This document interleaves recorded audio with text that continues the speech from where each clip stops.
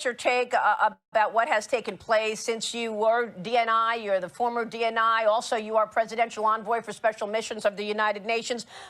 This last 10 years and this investigation ongoing on whether or not it is a conspiracy, beginning with Russia collusion, where one political campaign, Hillary Clinton, came up with a lie about her political enemy, and it goes viral across the world, to the Hunter Biden laptop, to impeachments, and then 90-plus indictments against President Trump, the Mar-a-Lago raid. What do you want to say about what we have just experienced for 10 years of attacks against this president? Well, it's clear to me that the bureaucracy led by the Democrats and the press are going to attack President Trump every time he tries to reform Washington. They don't want to reform. They like the system the way it is.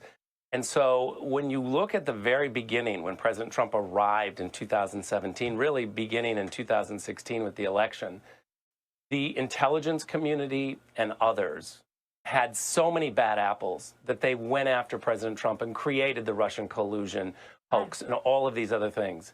This video that these Democrat elected officials are doing now is a call to arms to try to get the last remaining few people within the intelligence community, within the bureaucracy, to stand up and fight.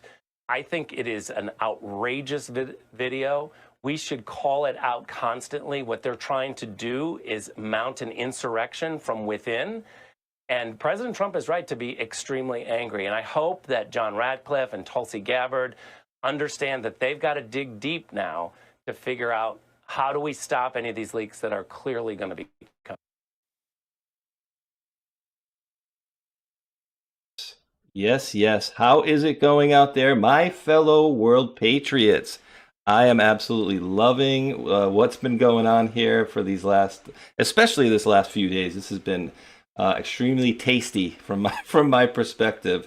And we have Rick Grinnell there laying out a lot of the things that these people did. And of course, he's referencing the most recent video of the congressional delegation of former soldiers and military individuals that came out to, oddly enough, warn the military people, oh, hey, by the way, you don't need to follow illegal orders, and, make sure to breathe in and out for the rest of the 24 hours today, and continue to do the same thing tomorrow.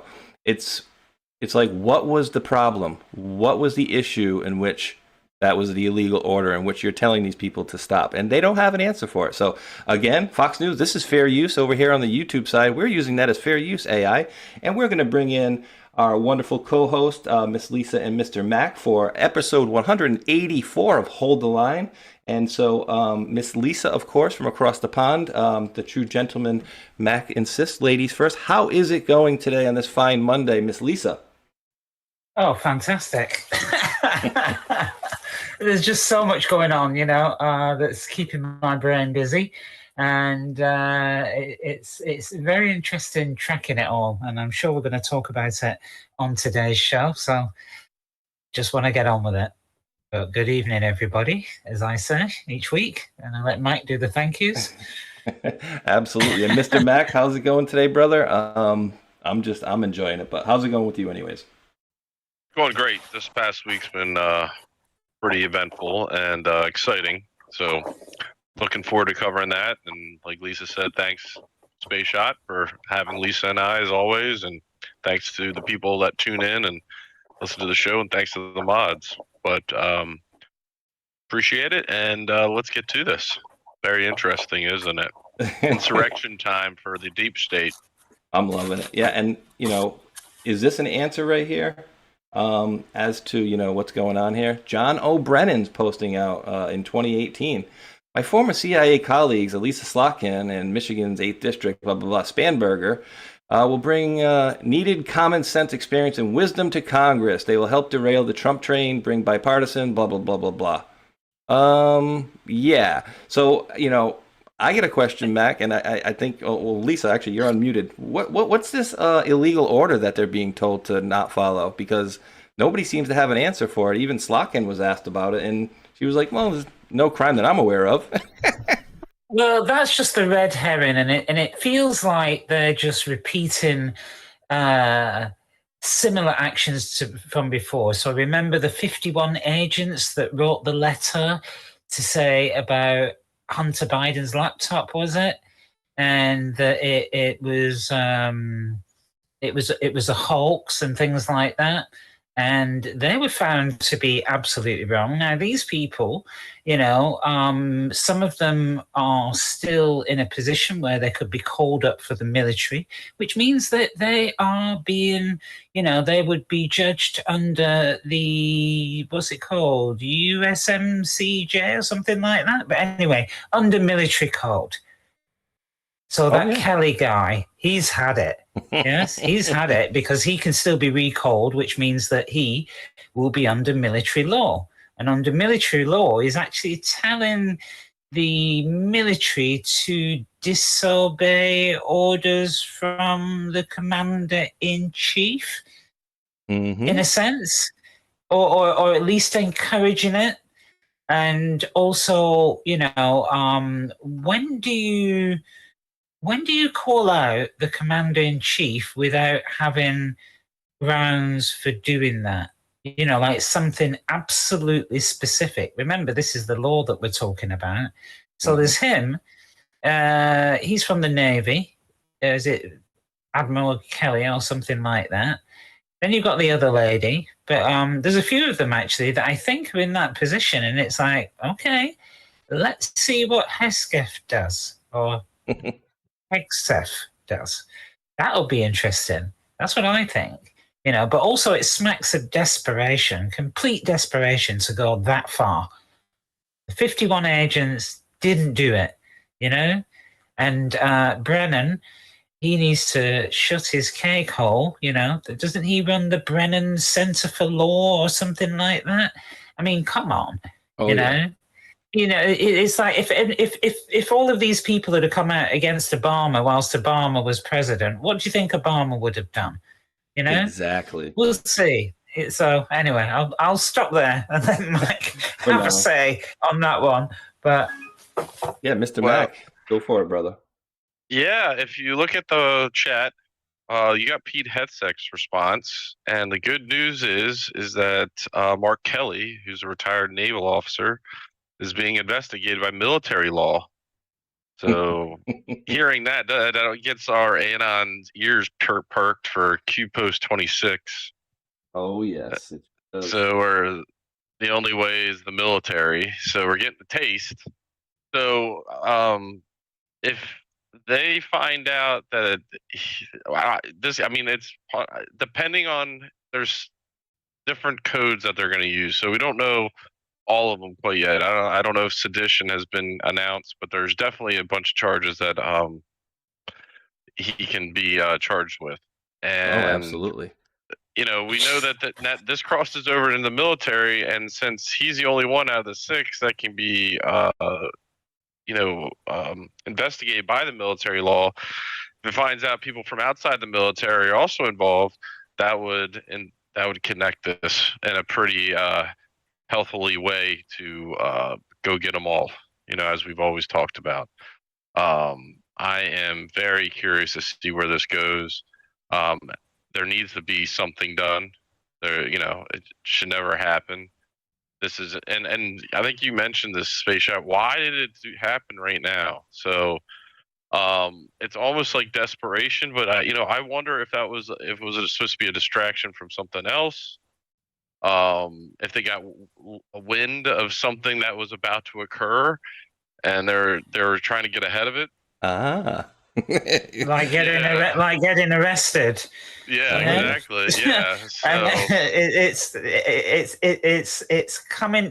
The hammer seems to be dropping, and this is why we're getting this extreme reaction, because it is extreme. And that Kelly, it's like he's not just telling the military to disobey orders, he's also encouraging insurrection by the people as well. Yeah. Isn't he a senator? Yeah, he was the NASA guy too. So it's pretty bad, and I just want to see what happens. What they can do about it, because he is wrong. if he had something specific to pin this on, then great. But just to be talking about it is ridiculous.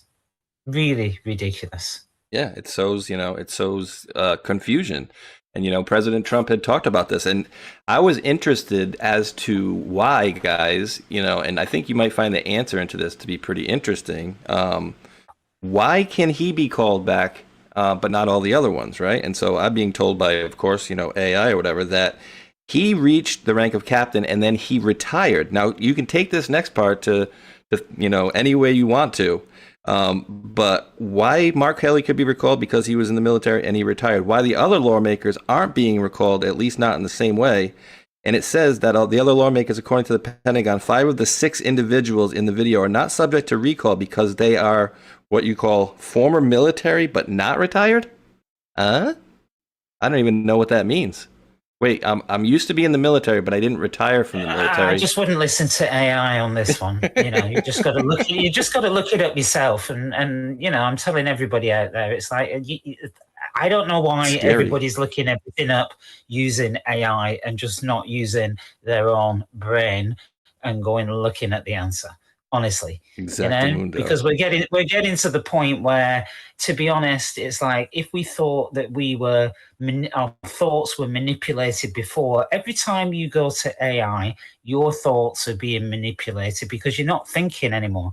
What happened to being discerning? And we're not being discerning. You're just people are going to AI and just accepting exactly what it says. But in the small print, it says, don't accept what I say. And remember, all it's doing is trolling the internet. And probably the pattern goes like this. Wherever the most common answer is the top result. So that can easily be manipulated. You can get bots. You can put information at various websites, and therefore that's how easy AI can be manipulated because it's getting its information from the web. Yes. So I just want to say to everybody, just be careful, because it is the ultimate manipulation. It is the ultimate MK Ultra. And even on the show, we keep going, oh, well, I asked AI, and it's like, I'm thinking, why? I'm going to say it, guys. I keep going, why are you doing that? Why? Why can't you just look it up? Really? Well, but you can't really take that word for it either, Lisa, sometimes, too, because when you look it up, a lot of those things, I'm convinced, and answer this for me, too, Lisa, like really quick, because I'm convinced that like the whole notion of AI or whatever is just like a farce, essentially. Like they've set in information into a program that allows you to kind of like play with it. But then again, that information, like you said, it gets added to by what you talk to it about, but it's also preloaded with only the things that they want you to know. That's how I look at it, kind of. It knows what it's told to know. Somebody programmed it. Mm-hmm. Yeah. So like the issues that like Elon Musk has had with it, somebody programmed it to say those things or to look at that information. It has restraints. It can't look into certain things, so it has parameters. Yeah. There's limitations. As human beings, it does present links and stuff for you to go look it up and see where it pulls all the information from. But everyone just needs to keep in mind it's very limited. Somebody programmed it, and therefore it does have limitations. And how many times do you look at the links? I do a decent amount. Depends on the person. This is probably interesting. This is going to be interesting because AI is coming out. We're all fighters for the truth. You're probably going to get to it, but the Age of Disclosure documentary came out, and I did watch it, and it's extremely interesting. And because it does drop the bomb on an 80-year street secret since the mid 1940s. So is that all based on that in a little bit. UFO disclosure? I'm guessing, and right? And aliens. Okay, yeah. Cool. Yeah, I mean, Lisa, so you're 100% right. Like you cannot, and I've told people about this, about like Wikipedia and stuff. Like I would never take their word for it as far as like conspiracy. Oh, Lisa, can you mute? I would never take their answer for like say, anything conspiracy, air quotes, what we call conspiracy ends up turning out to be true. But I would never take their word for it for things like that. But mostly, when did this guy graduate high school, dates and certain things like that. So, yeah, the ChatGPT did say that, the Grok did say the same thing, and then I went over to NBC News and they were talking about it as well, that he was an officer that was retired. But let's read into this though, because I think this is, and guys, I cannot stress to you guys all the people that are listening, how out of pocket what they did last week was. Like, that to me rings like ultimate panic in DC, that they would go out of their way to not even not even point to any law, but just say, hey, by the way, yeah, just you only have to follow legal laws. That is a big ass problem. And anybody that's in the military, if they did that, they would be immediately court-martialed. So let's see what Pete Hegseth here has to say. He said, the video made by the seditious six was despicable, reckless, and false, encouraging our warriors to ignore the orders of their commanders, undermines every aspect of, quote, good order and discipline. Their foolish screed sows doubt and confusion, which only puts our warriors in danger. 5 of the 6 individuals in that video do not fall under the Department of War jurisdiction. 1 is CIA, and 4 are former military but not retired. So they are no longer subject to the UCMJ, the Uniform Court of Military Justice. However, Mark Kelly, that rat, okay, I'm sorry, I'm improvising here. Mark Kelly, retired Navy commander, is still subject to the UCMJ, and he knows that. As was announced, the department is reviewing his statements and actions, which were addressed directly to all troops, while explicitly using his rank and service affiliation. He sure did. Lending the appearance of authority to his words. Kelly's conduct brings discredit upon the armed forces and will be addressed appropriately. So he used that term. Can any of Mac or Lisa or anybody in the chat, can you tell me if I was a mechanic and no longer I stopped working as a mechanic, I just stayed at home all the time, I didn't start another job, would you not consider that me to be a retired mechanic? So similarly, if I was in the military and I'm no longer in the military and now I'm in Congress, wouldn't you have to retire? Like, so they're former military but they're not retired. I have no idea what the hell that means. I don't know. I have no clue. I got the code at the bottom of the chat. There's a link. You can look into it. Well, go ahead, Mike. What does it say? I'm not very good with this stuff. I just read it and I was like, it gives you a bunch of parameters. Hired member of the regular Army, Navy, Air Force, Marine Corps, all these different ones, or a member of the Fleet Reserve. Fleet Reserve, never heard of that. May be ordered to active duty by the Secretary of the Military Department concerned at any time. Secretary concerned may, to the extent consistent with other provisions of law, assign a member ordered to active duty under this section to such duties as the Secretary considers necessary in the interest of national defense. A member ordered to active duty under this section who, while on active duty, is promoted to a grade higher than his retired grade, is entitled upon his release to that tour of active duty to placement on the retired list in the highest grade in which he served active duty satisfactorily as determined by the Secretary of the Military Department concerned, not for less than 6 months. Accepting warrant. I don't know if we're going to find a good answer here. Here we go. Not more than 15 retired flag officers of the Navy may be on active duty at one time. For the purpose of this subsection, a retired officer ordered to active duty for a period of 60 days is not counted. So yeah, we'd have to definitely go through this. And if anybody's got some time in the chat, if you want to kind of peruse this. You missed that where it says, except in time of war or of national emergency declared by the Congress or the President after November the 30th, 1980. Which we've been in yeah, national emergency pretty much his whole administration, right? Yep. So maybe that's it. Dropping this foxhole right quick. I'm just, in case anybody that section, you guys have that hello over there. Yes, sir. Go ahead. If the Department of War gave some other law sections as well. I didn't get a chance to look at those, but I figured this. Yeah. I'm loving. I'm just. I love the Department of War. I mean, it is too. It's it is defense on one hand. Oops, let me get this back up. I'm gonna show you. I'm gonna play a little clip of this loser. And wasn't this the same guy that Let me pull this up. I want to.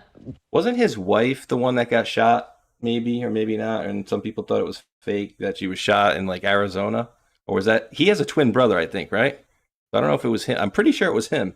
I think he has a twin brother, doesn't he? Or am I just totally? My memory is totally gone. I'll look it up as this is talking. Here we go. I want to pick up where we left off on this topic of political violence. I know your family has suffered because of it very, very directly. And then this past week, the president called that video you participated in sedition. You heard me read what he said again this morning.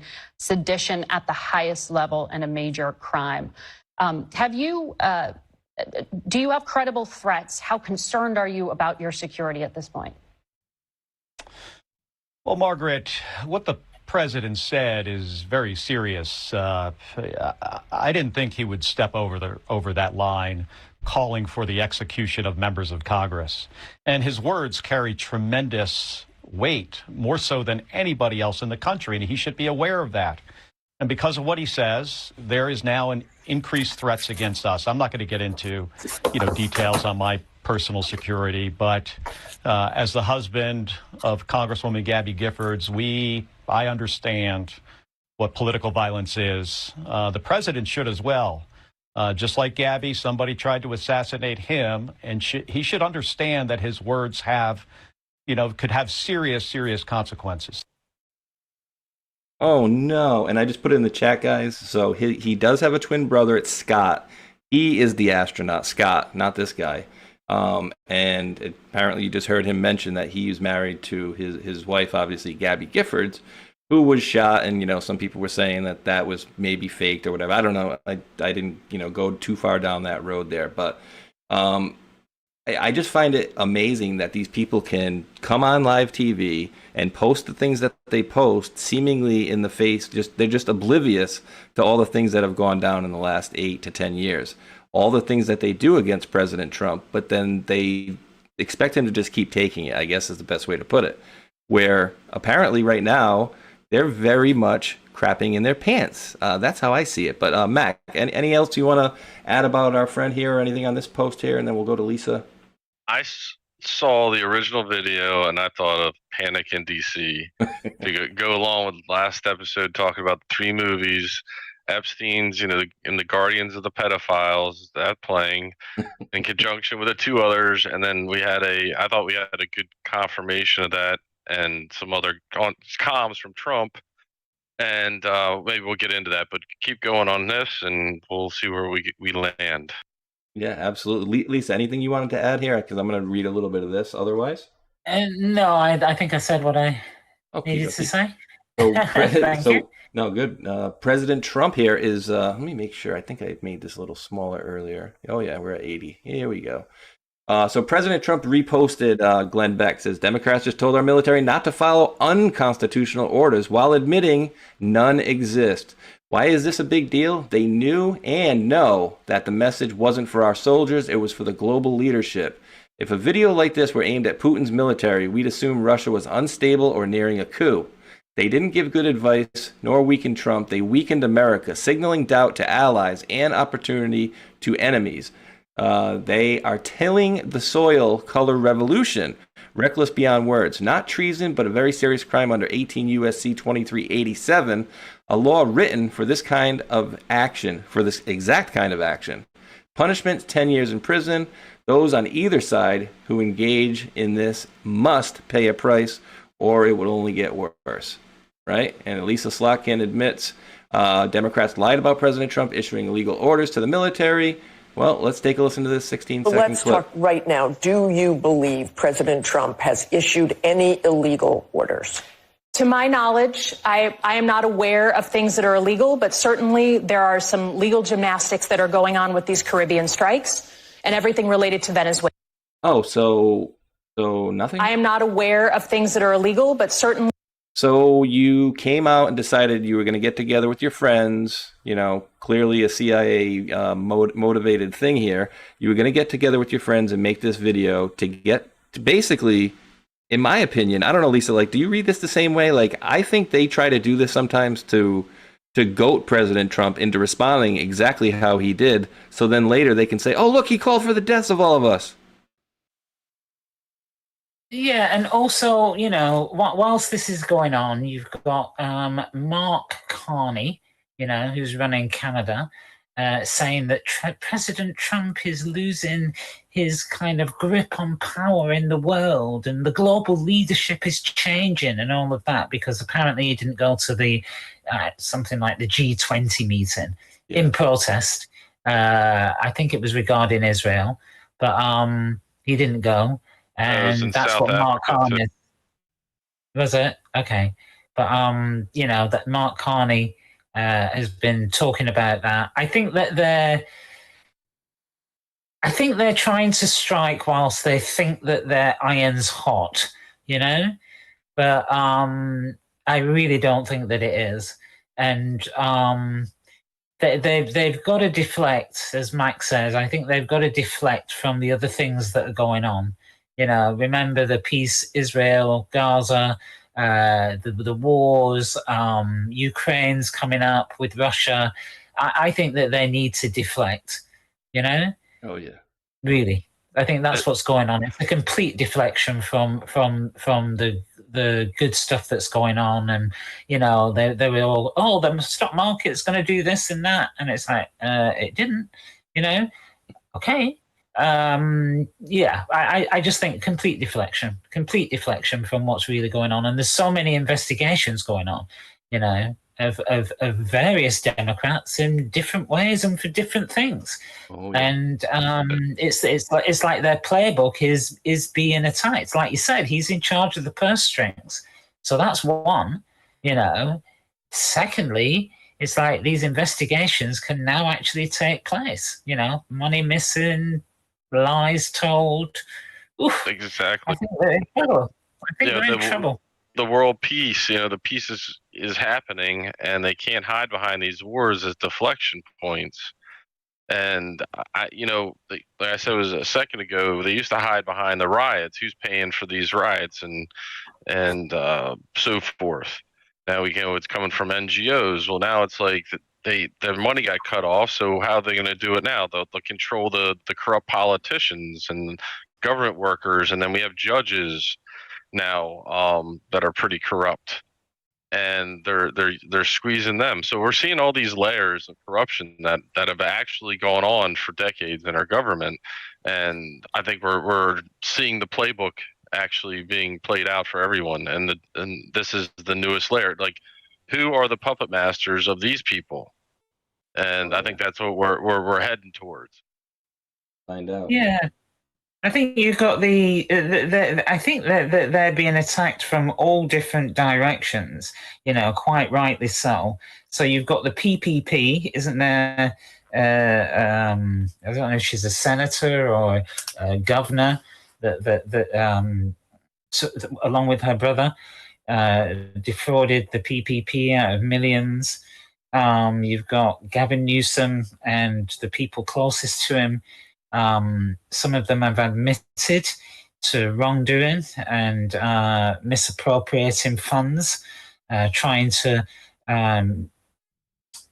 get funds to another staffer instead of whatever it was supposed to be used for. You've got the millions missing for various different projects that are supposed to happen. Their legs are being taken away as far as the illegal migrants are concerned. The borders closed. ICE are closing in. They don't have the money, access to the federal money for the migrants and all of that. A lot of and when I say migrants, I'm talking illegal migrants. Some of the crimes that they're committing as well. And their bleating's just not really finding a base, is it? Not so much. Let's take a listen to Mr. Your buddy Carney here. You just mentioned. They found nostalgia isn't a strategy. We have to change with the times and to build a better world. And some of you, such as you, Mr. President, have anticipated these massive changes and are taking bold measures to address them. All of us around this table are reinforcing our militaries and security services for the new world.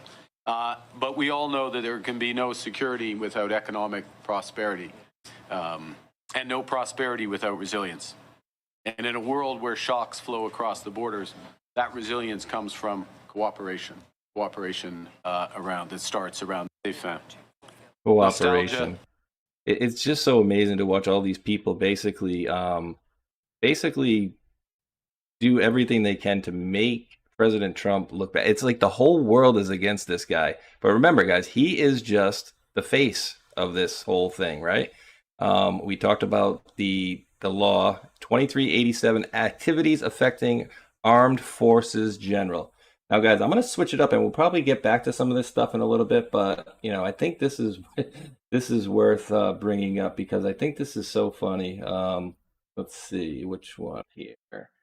Let's do this one for starters. So our fearless leader here again, guys, has had his little meme fest here. Now, what are you taking this as, Mac, when he comes out and starts reposting all this stuff again? I'm not going to set you up or anything. So I'll just take your basic opinion on what you think about when he kind of starts going off and doing this stuff again and reposting every one of these posts with the thing on the shoulder there, do it Q, the TikTok that we've seen in the post, remember your oath, and so many more. Even my buddy Mr. Fonts here from Rhode Island. Oh, it's on my phone. He's underneath there, but there's basically so many times that he's reposted these things. But this is Spiritual Street Fighter, and he's out there doing this stuff. So I think I don't even want to give you my opinion, but what are you making of this recent onslaught? I call these Q plus formations. These are Q formations, confirmations of Q posts and what the Q operation is, in my opinion. He's done it do it Q on his right shoulder. The timing of everything, time to obliterate the deep state. Nothing can stop what is coming. That's direct correlation to the Q posts. I found it very interesting and timely. This came right after Marjorie Taylor Greene said, "There's no 4D chess plan. There's no plan," and just to counteract all this talk about Q, she was a grifter, in my opinion. I find it. And I've heard everybody talk about the movie, the actor and stuff. Well, we got to think about it if you're watching as a normie. We can talk about the great reveal later, but this is showing that this Q thing actually has some legs.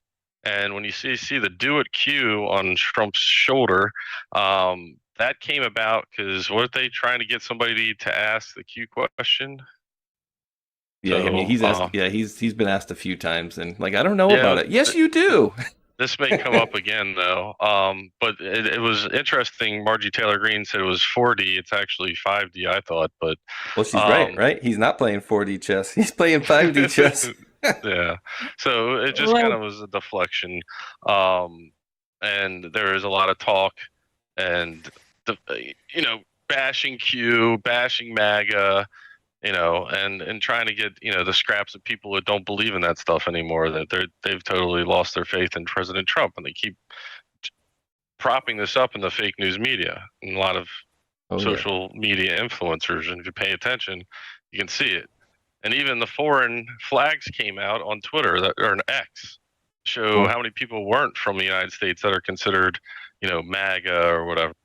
Oh, that's hilarious. And Lisa, let me just give a caveat before you give the thing, because much as you guys might not believe it, I do read through the comments as much as I get a chance to, and some I can reply to, some I don't have time to. I'll get a phone call or whatever. But so somebody had commented about Marjorie Taylor Greene and basically saying, oh, we all do. And so I'm just giving the caveat that Mac is of the opinion for that, and I'm of the opinion that it was like a fake fight. So we all have our own reasons for it, and I think we laid them out pretty good last week. His opinion versus my opinion. Now, Lisa, you can make your comment on that. I did have an addition to why he calls her Trader Brown. So if you want Trader Brown, I can show you that. But go ahead, Lisa.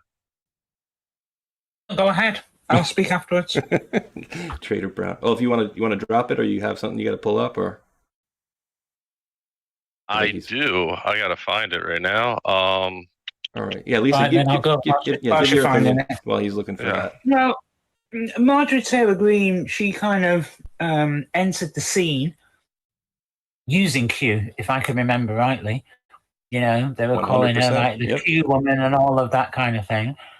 And then she kind of rolled back on it, you know? I'm going to let Mike cover some of this, but yeah. And then I don't know whether it's fake or real, but I know that she's bringing out a book. That's all I need to know. Yeah. I know that she's signed a book deal, and it's like, you know, she's probably got more column inches than what she's ever had before. She sided with Thomas Massey. You know, Thomas Massey always seems to vote against the government. That's up to him, you know. But she knows what's been said, and I think that she tried to ride the crest of the wave, what she thought was the wave. I believe, you know. Gotcha. No, yeah, I hear you. As if President Trump didn't care. And it's like, anyway, we don't need to go over old ground, but obviously he does. And I'll leave it there. Yeah. And Mike, I'm sure you've got a few things to say, and I'm just making sure that I leave room for you to say them. There you go. Yeah, and chime in if I don't cover it. But in the bottom of the chat, I looked up, you know, he called her Marjorie Traitor Green. So I just asked, you know, is there any traitors that have been named Brown in U.S. history? And then two of them came up. Thomas Brown being the one, and that politician's from Georgia and has a loyalty to the British government. So, history lesson, everyone, there was a correlation to his reference, I think. And President Trump, as we know, is a stable genius. Interesting. Yeah, and if you read the little graphic about Tom Brown, it lists a little couple bullet points to kind of, he was tarred and feathered, by the way, and still stayed loyal to the British government. To the they actually did that to people. Click on the right, click on that right graphic, and it'll show you on the not here on the post. Well, if you follow the timeline, it'll tell you too. It's a pretty cool little timeline. It's up more, I believe. Tea Party, 1770. He got. I didn't know they actually literally tar and feathered people. I thought that was just like a cartoon. Yeah, thing. yeah. No, it was a thing. Click on Brownsboro, I think. I can't remember since you moved it. It was like right there. No, scroll down there. It's doing this all by itself. Here we go. Oh, this is pretty cool. Okay. Archibald Bullock voted it, forced to flee. That's all right. So I mean, we get the idea. So she's basically you think she's linking Marjorie Taylor Greene to this guy Brown because he called him Brown. I gotcha. I'm feeling Traitor Brown. Yeah, Traitor Brown. Okay, I'm picking up what you're putting down. Okay. Now I don't know to what extent. I've been paying attention to the Twitter land, X land.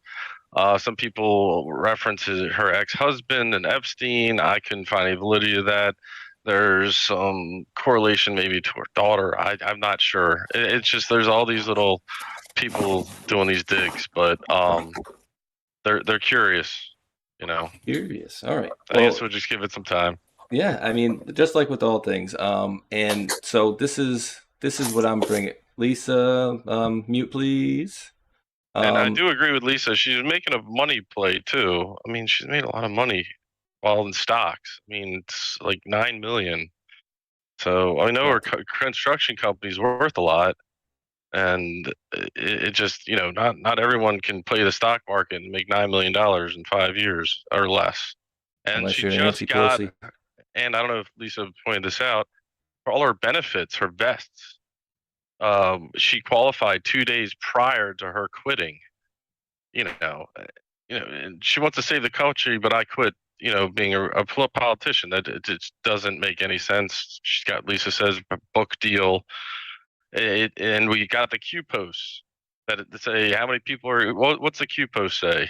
Because I always go back to them. They won't be getting reelected. Oh, the ones that weren't reelected were forced into submission. Yeah. So, you know, we've always wondered why Trey Gowdy left, Matt Gaetz. You know, there's all these politicians that have dipped out, but they're not a politician anymore. And Paul Ryan. All right, yeah. So He was like in there's- his prime, essentially. yeah, and the movie being there's a script and there's steps in order to get to the end. I think there's a lot of things going on here in that play. So, we can consider them characters in the movie currently just to expose the truth, but there are true consequences that came along with what they've done. And some of them we don't know yet, but I have a feeling that there's, unless she goes, hey, I'm going to run for president, and she's already said she's not going to do that, maybe VP. I've heard some people mention that, yeah. She's going to be host of The View, and I made a meme on that. It just seems like she needs to be the center of the tension. President Trump said he disagreed with her policy. She went against MAGA, essentially, like his policies. So. Gotcha. So my only, my one counter to that is I'll quote President Trump, which, I say from time to time, which is, and, we say it from time to time too. We'll see what happens, right? So that's my counter. But my counter to that is this. Oh wait, Elon Musk thinks it's fire that President Trump and and Pam Bondi are asking a federal court to release the Epstein transcripts, and they had this wonderful picture, and then Trump was reposting. So it's like they're buddies again. But remember, Elon Musk was highly and heavily insinuating. Not only was he, pushing back against Trump, but he was highly insinuating that President Trump was a pedophile, and he was in the files, all over the files, etc. So. We'll see how it happens. We'll see how it plays out as we go here. But that's big news because that's what's been holding up everything. Is that the back in 2004-ish, whatever, the Florida case that was sealed? Is that the one? Let's see. This is going back from November 20th. Let's see. See 2025 in there. It's just he didn't really put much. Eric Daughtry. He says it finally comes barely 2 days after Trump signed the Epstein Transparency Act. So basically, they got right on it. As soon as he basically said, hey, you should release the things, they voted on it. He jumped on it immediately, and they were already filing, I think the next day. That's great. That's good news. Yeah, that's great. Well, a lot of people ask the question of why, being the president, he couldn't just release all of the files. And, it always was the fact that there are ongoing investigations and documents were sealed, like sealed testimony and things like that. So that now that lock has been broken open or being broken open, let's say, so that's the reason why he couldn't release all of the documents. And also they have a duty to protect, or had a duty to protect, the victims as well.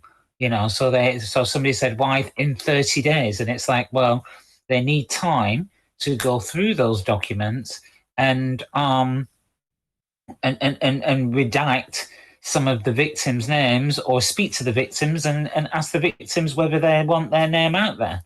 They've literally got to do that. They've got to put the victims first. And then what's the other one the other question that people are asking? So they're going, oh, well, he's going to scrub the names of all the Republicans and himself. It's like, this is court documented. It would be illegal to change the information, people. So before you start believing the narrative, it's just think about that. This information is already with the courts and has been. So it's documented already. They can't change a word, literally.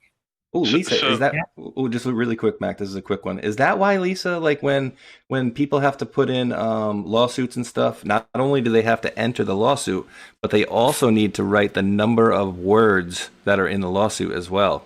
That kind of makes sense to me now. Yeah, so, it's documented to the letter. So there's no way that President Trump and Pam Bondi are going to be scrubbing those documents because they're already documented. Hello. and Matt, just 2 seconds. I put a thing in for the chat and I put it on the screen so everybody can see it. Please just don't add anything else to it. I'll read the comments later. But for this poll, simply put a 0 or a 1, and it's Marjorie. You believe Marjorie's a traitor? Put 0. If you believe it's a movie, it's an act, push 1. And I'm just gonna take a peruse over those later. But go ahead, Max. Sorry. Yeah. The play, I'm thinking about this. So President Trump used bipartisanship to get this passed so that they could unseal these documents without them having to fight over it. And does that seem like about right? So there's no like fighting back and forth in court, and whether or not they can or can't. I don't know. Maybe it was a coincidence, but it seemed pretty genius to roll the dice like that and let it work out like that. It's amazing. The Dems had voted against releasing the documents, remember? Was it 15 times? Was it 15 times? It was a bunch for sure. They voted against it many, many times. And then, when they thought they'd got Trump, or wanted to deflect from the government shutdown, all of a sudden they did a 180-degree turn. But originally they were voting against it, if I remember rightly. They voted against it, or wouldn't even come in for the vote. I think that was it. They didn't even attend Congress so that they could vote. Oh yeah. So they were avoiding it, knowing full well what's in there. Now it's all going to come out, and that would be great. By the way, they didn't deny that Trump said piggy. And do you understand the reference behind piggy? No, dude. Yeah, can you explain that to me? Because I saw posts earlier. It's an operative of the CIA. So he's Operation Mockingbird. He's literally calling that woman to shut up, you CIA operative. Slot him. They didn't deny it too, so they didn't explain the reference, which is great because I think that's just a total troll by Trump. That's why he probably had a little smirk on his face. I mean, it just so funny. I mean, and Trump knows the CIA. Remember, his first speech was about the CIA. Well, it's just very, very interesting. And people that didn't understand the reference, that's the reference, and the people blowing it up the other way, they should. You're gonna love this. Look, before I play this, though, let me just look through the script and remember, guys. I said look through the script. That was funny. So remember, guys, I'm just reading your guys' response, or essentially in large. So remember, how exactly did I do that? 0 was the traitor, and 1 is movie. So let's see what we got. I don't see many on Rumble. Here we go. Okay. Oof. I got not a 0 in sight on Rumble. I got all 1s. James Kin added to it. It says 5 movies, choose 1. I'm seeing a bunch of 1s. Oh, maybe I should just pull it on the screen so you guys can see, because basically right here, I just had it up, but there was basically all crap load of 1s, and there were 0. Let me go. 0 zeros that I saw anyway. So on that one here, and of course I don't like the reference that it's a movie like that, because then it doesn't get people to critically think and look into what actually is going on, and how we've been played so many times before. So I mean, this can be it's a movie based on the fact that, as the guy explained in like 2015, no matter where they go, they can't escape the final outcome, which is God wins. Yes. Well, so you get a little different response on YouTube, though. now there are people that are going to be coming into the mix that will play a role. I think Mandami is definitely like a coin actor. I call him a coin actor, a counterinsurgents implant to help out with the insurgency going on. But Marjorie, kind of, I don't know. She could be like a deep state, or not a deep state, but a deep cover. But that's something that will have to be at the very end in the grand reveal. If there ever is one. But she's not supporting MAGA. That's not being collective. That's not being where we go one, we go all. Kind of going against the premise. And we need to come together more than ever right now so that we can get to all these truths. Fixing the election. I would love this age disclosure thing, obviously, that I can't hope we can get to at some point. So by having the division, having the arguments, we're missing the actual truth. And I feel like it sounds to me like she potentially took the nuclear option. So basically, she knew that President Trump wasn't going to support her, right? She wouldn't get his endorsement. And it's like, all of the attention on the negative sides of what President Trump was doing, Epstein, all of that, Netanyahu, and I think she was right. I really think she was riding the crest of the wave, because what better way to, be in the media and to get like front pages. And then, even so much so that the Dems were supporting her. But she just all of a sudden did that, that curveball, as in, okay, I'm President Trump all the way. I'm wearing my MAGA hat when he's giving his speech in Congress, and now all of a sudden she is not MAGA or going against things. Like there are ways and means if you disagree of disagreeing, but the way that she did it was disagreeable, if that makes sense. And she went straight to the media, It's like, okay, so why don't you like have a quiet word or something like that? Or is it a tantrum? You're not getting your way, or does she, you got to ask the question, did she have an expectation of, what she'd get paid for wearing a MAGA hat? True. Let's listen to this, and I think we're gonna flip it away from MTG. And just really quickly, just so Mac knows, there was a bunch of zeros on YouTube and a bunch of ones as well. So yeah, we do have a bunch of zeros there as well. I would also just pay attention to their network. And Marjorie Taylor Greene has surrounded herself with certain people in the past. You guys never liked her, though. You never liked her from the beginning. I've looked into her, and I've looked into a lot of things that she's done. Sometimes you need to take. What did you say in the beginning of the show, Lisa? I followed the money. I have a lot of stuff I've showed throughout the episodes on. She yelled at some lady because she was for the Second Amendment. It's just been a lot of weird, odd things about her that have been questionable. And the fact that she just went against Trump is not the thing to do. And to say that it was part of the movie, you got to realize there's a faction of people that are still trying to divide MAGA to make their own political party. Now, who has said that publicly? Elon. Now, is Elon behind it? I don't know. But there is that faction of people that want that we saw it publicly through all this, people that are unhappy with it, whether or not they're a paid influence or not. There is a percentage of real people out there that are pushing for this too. So just keep it in mind that this is an age of psyops too. Yeah, we'll see what happens, right? As the old President Trump post goes. Listen to this, and then we're going to switch it up a little bit here. But was it all just an act? I mean, clearly. Did you consider why were you not part of this video? Yeah, actually, so I was part of the first video. The second video is by the time the script got to me and it was in the middle of a lot was going on. I just by the time the script got to me, and it was in the middle of a lot was going on, I just didn't have time to actually record it. But I'm 100% in alignment with them altogether. This stuff happens. It just happened not to end up being a recording. There's really no other 3D. By the time the script got to him, I mean, clearly. And then we had I don't have to play it, but we had the Republicans come out and say basically, saying the opposite. Who told him? So who wrote the script? I know they're handlers most likely.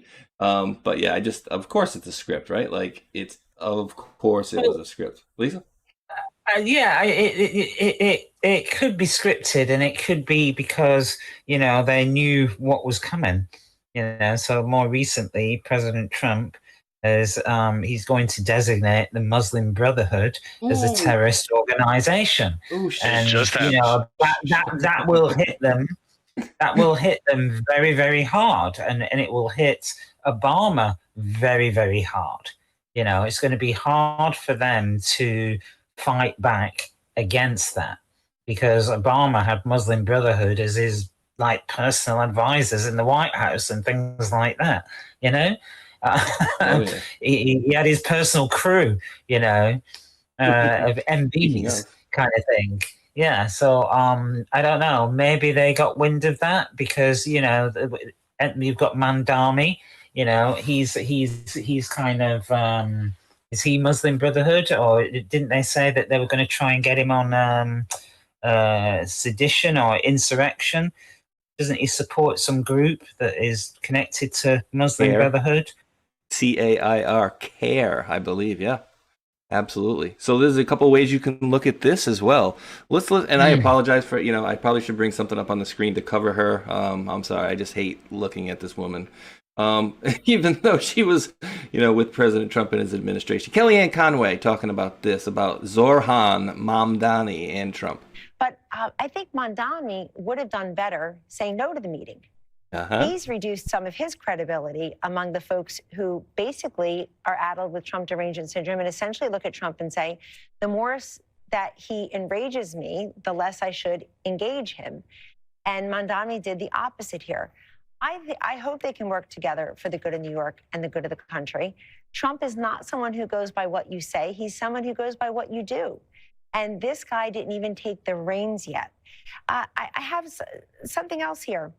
Imagine if Mamdani had gone in there and said, look, I disagree with things you're doing. Here are the names of the people who have been abducted by ICE and deported unfairly. He did nothing like that. He looked totally cowed and charmed to be there. And you know why that is? Everybody does. If you really wanted to make Donald Trump irrelevant and wish him away, you would ignore him. I love it. So I'll just take your guys' comments first, and then I'll put my 2 cents in after. Who's got the mic? I hear somebody. Lisa. He didn't have much choice, really, because a lot of the policies that he said that he was going to implement, he needs money. He needs federal money, and Trump had already said, "I'm going to take that away."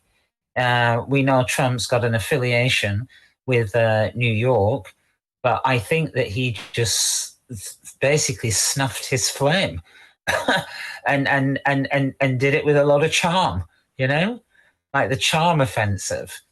And I think it worked, because you've got his own people saying, "Oh my God, he's cozying up to Trump," and don't know what to make of it. So like the Dems love to cause confusion and chaos. I think Trump just did that with that in one fell swoop, really, and he's got no choice but to try and work with Trump, or else he's like a bit like Macron, one of those presidents that's ineffective. He would be a mayor that is ineffective. He needs money from Trump. Absolutely. Mr. Mac, any thoughts or comments on said topic, video, people? I mean, I Lisa nailed it, and I said my little spiel about Mamdani. I mean, Trump's basically going to he's from New York. He lives in New York City. He's not going to let anything happen to it, but he's definitely going to make an example out of Mamdani, or he's going to use Mamdani to fix New York City, clean out the crime and everything. So I wonder how President Trump loves making deals. So these deals that he's going to make are going to be pretty public. Hell yeah! And the governor of New York's already declined Mamdani's one of his promises. I forget what it was. It was like maybe free bus trips or something like that. I don't know. I think it was the free bus thing. Oh well, yeah, it's like free everything. And then the next day he's like, "Yeah, we need you guys to give money, and we're going to need to raise tax." Oh boy. So yeah, you could look at this like certain people like, "Oh, why is Trump even having Mamdani in there?" And then you got Fox News calling it a zomance. Oh my God, he's having a romance, a bro fest over here with Mamdani. He's the enemy. Why would you have this guy here? Well, just like Kellyanne said in the beginning, what about the people that can't stand Trump that voted for Mamdani, which is probably 99.99999 to the nth degree percent of his voters that cannot stand Trump, and the fact that he was there is absolutely pushing some of these people to be like, why the hell would you do that? And then, I'm sure later on he'll say, oh, well, I just needed to go there because I got to get some funding and play some games. And President Trump was very, very nice and very welcoming with this guy. But as Lisa had just killed the lead on this one, and it literally apparently just happened. No, you're good. It literally just happened like a few hours ago. They didn't even televise it though. That was what I couldn't find it on like YouTube. It was strange. I know. Usually they do something like that, right? I know. I was really hoping to see. And he probably like questions afterwards and stuff would have been. So, what do you think Obama's going to think about this? Well, let me be clear. Going to Indonesia or Kenya, I'm out of here.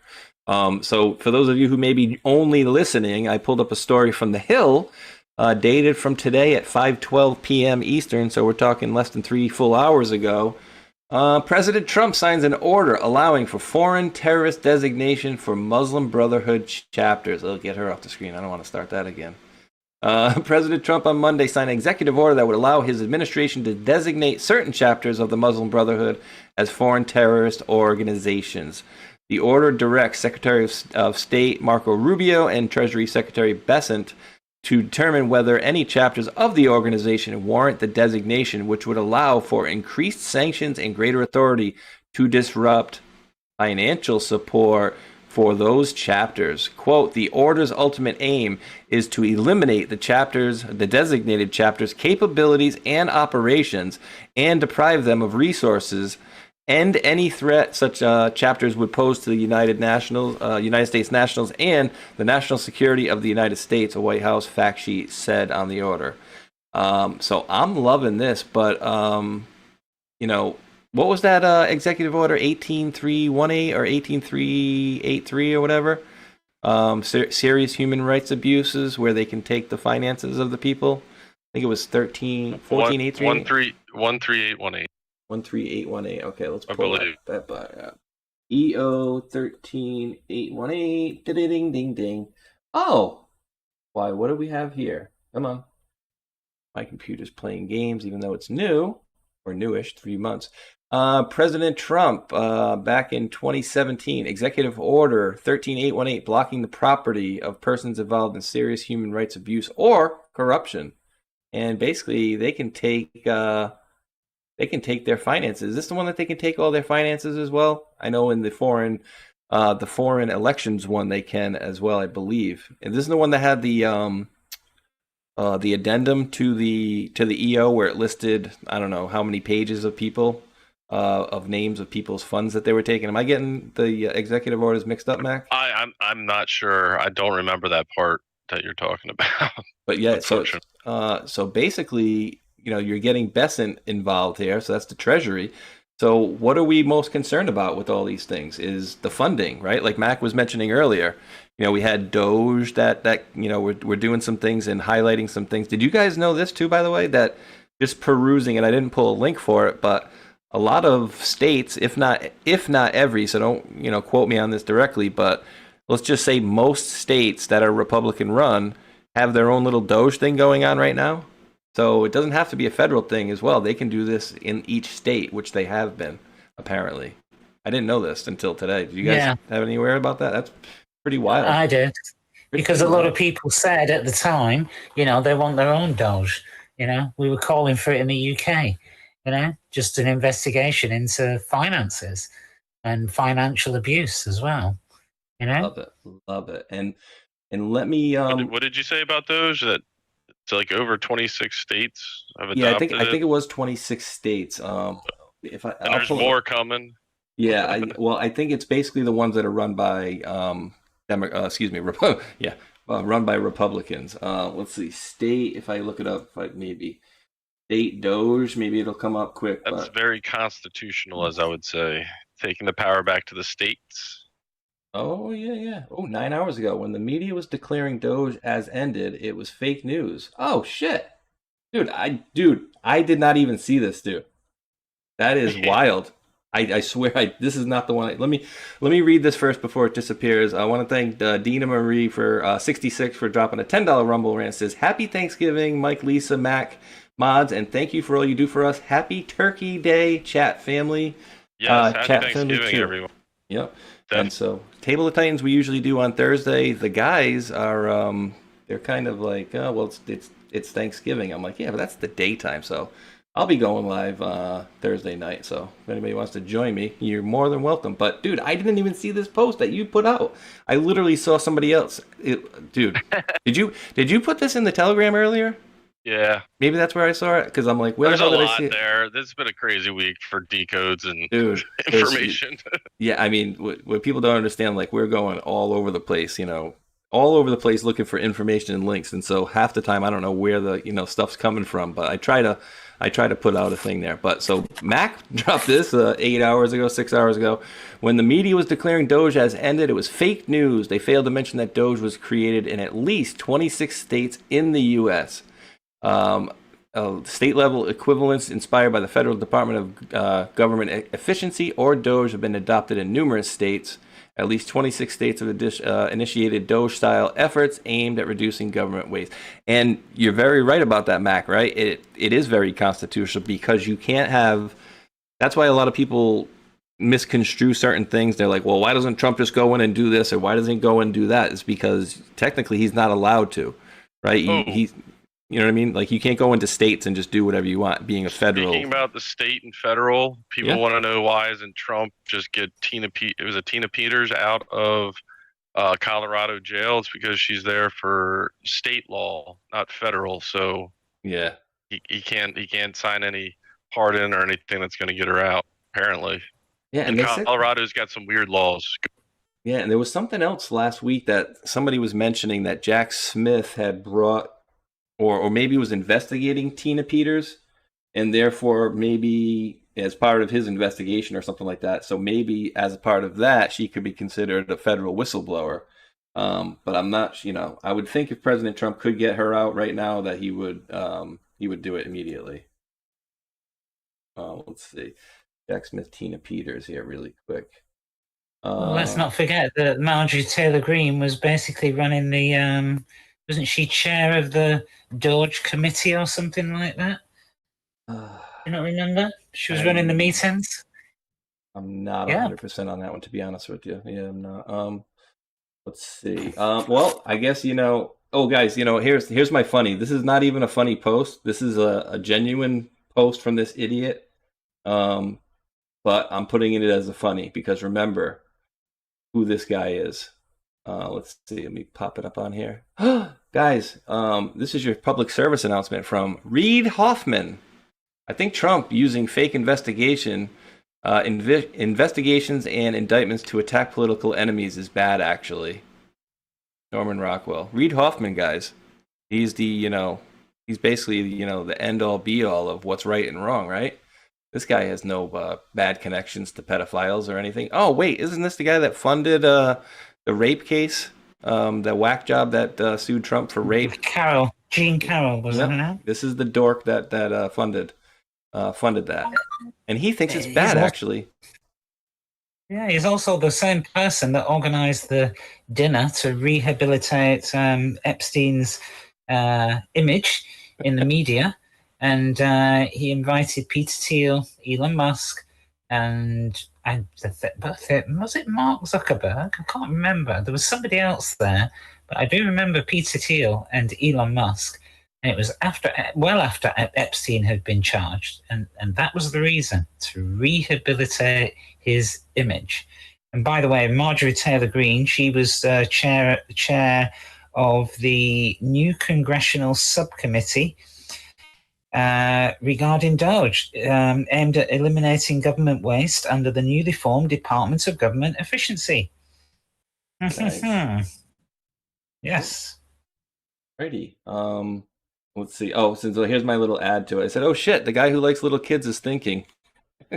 Hey, just a scumbag.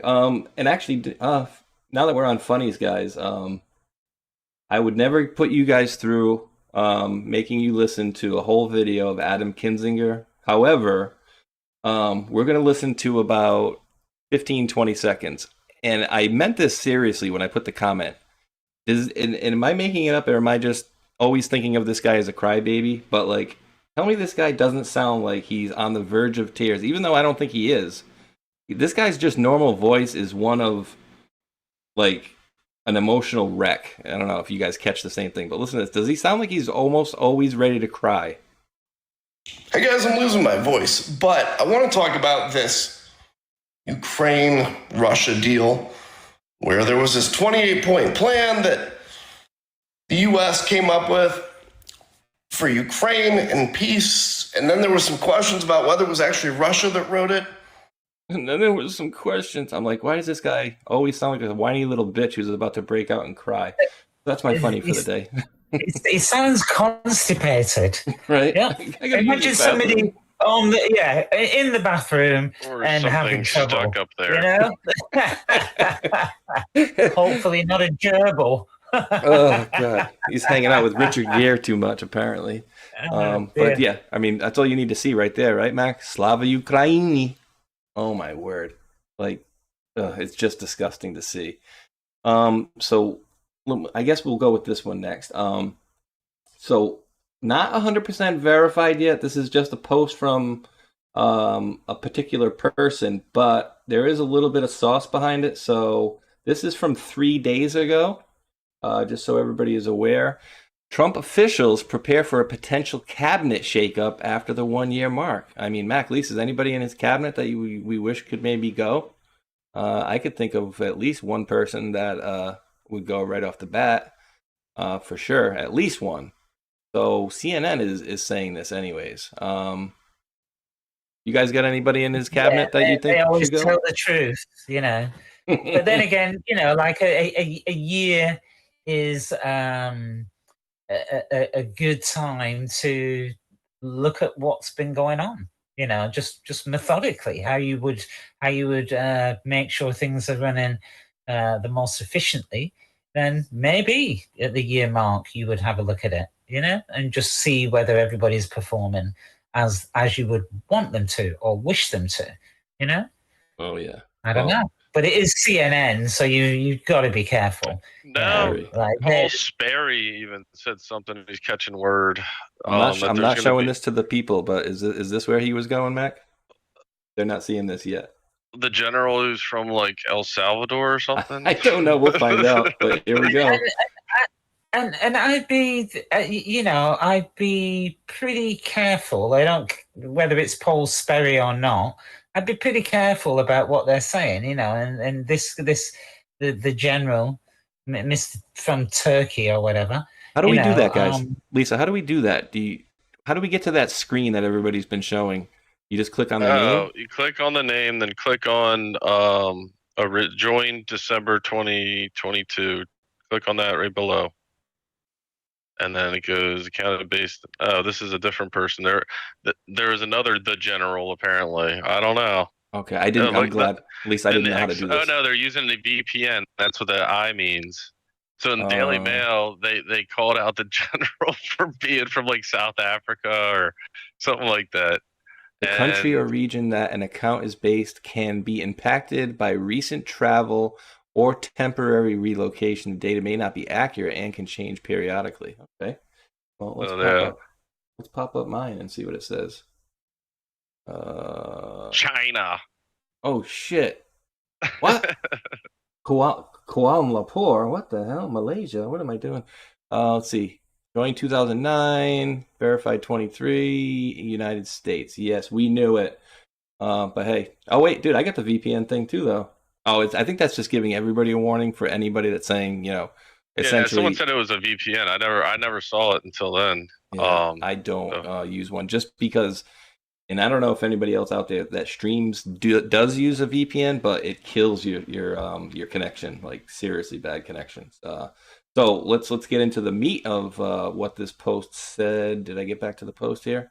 So this guy's posting, and did Paul Sperry say the same thing, that President Trump is considering removing his current chief of staff, Susie Wiles? It was somebody else? Just said senior people like aides and cabinet members. So I don't know. Everyone says Susie. I don't know. Trump seems to be joking when he says that she's the most powerful person in the world, but I don't think so. I don't understand what that means. I think about Pam Body's a part of his cabinet. A lot of people have had questions about her. So I don't know. I really don't know. Like Lisa probably could answer this a lot better than I could right now. But I think it's a complete distraction. Like, let's see what happens. When he does it, he'll do it. But until then, for me, it's just pure speculation.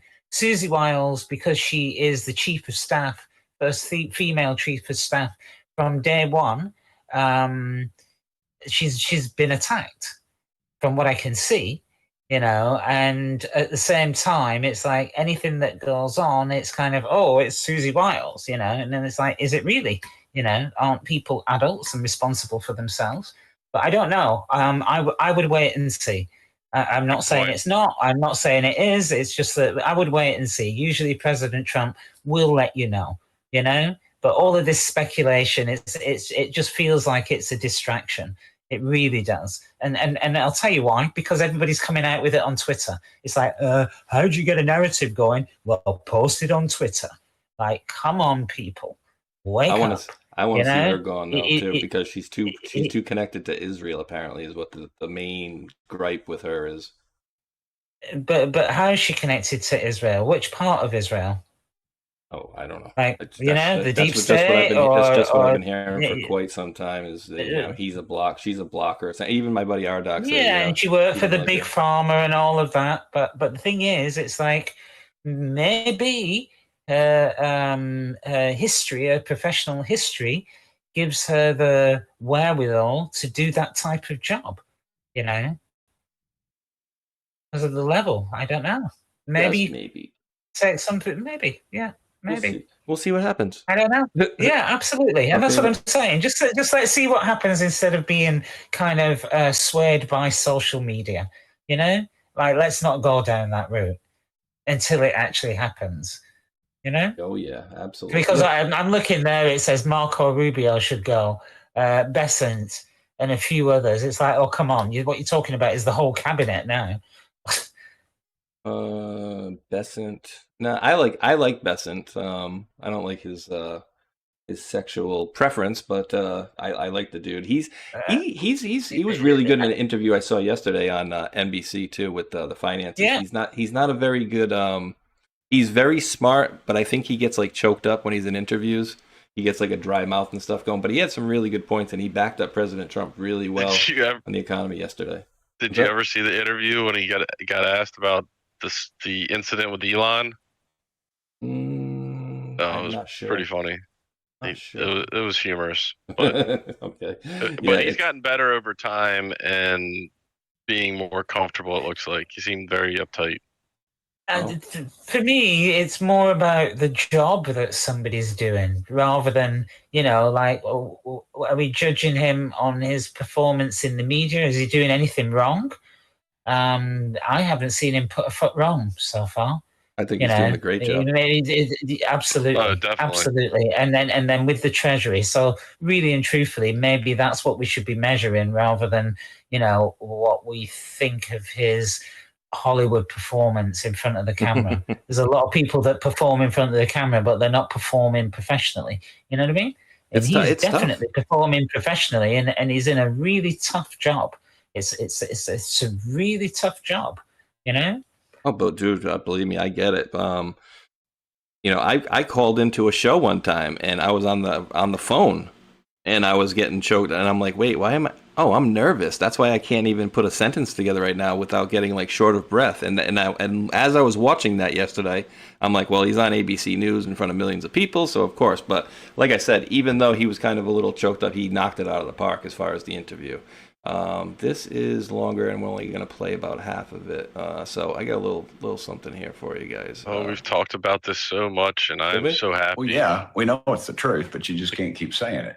And I keep saying it. So that's why I always tell people I'm not suicidal. You made a lot of news on our show saying that you believe that there could have been some real payola with some of these Biden pardons. 8,000 pardons. I said 2,000 and it's come out. Somebody said something 8,000. 8,000 freaking pardons. You think Joe couldn't remember what he'd had for breakfast? He couldn't remember where the dadgum bathroom was.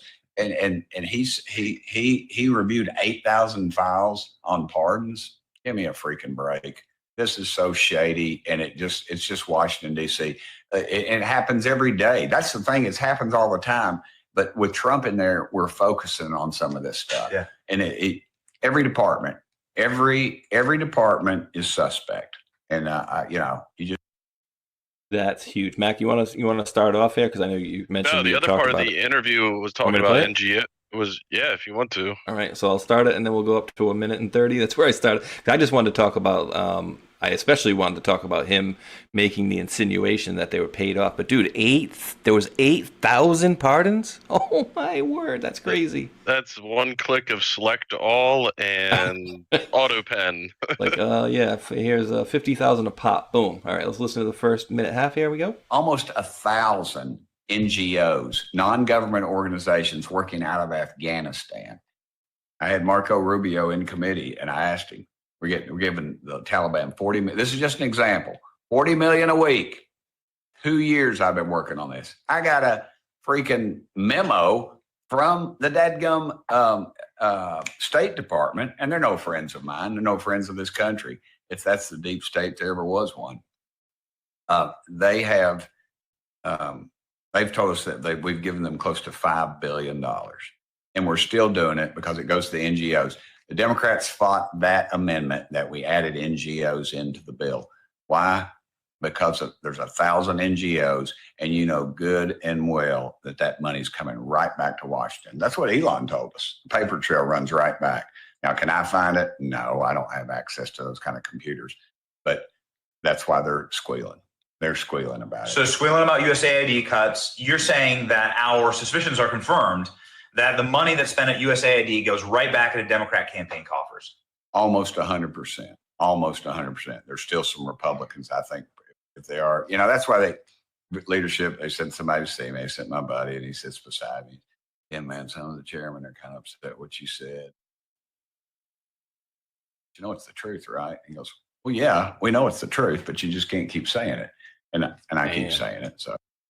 So yeah, dude, you can once again you can go ahead first. NGOs or paying money for the pardons, which I don't doubt either. The funding is the way to clip these people, in my opinion. Yeah, it's a huge construct in their money laundering operation. So we're getting to that, and then obviously we've always talked about non-governmental organizations being controlled by the United Nations, and remember. Just a quick reference to President Trump's speech to the United Nations, everything that went on there this past year. So they don't seem like our friend at all.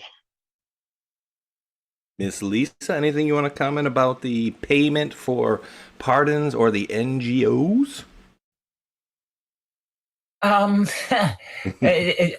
Ukraine came to mind because a couple of years ago, NGOs were already being assigned projects, yes, in the Ukraine. So think about that one, you know, and you know, a lot of that money that supposedly went to the Ukraine never really left the United States. Wow. Yeah, I mean, I think that's disgusting. The one to look into.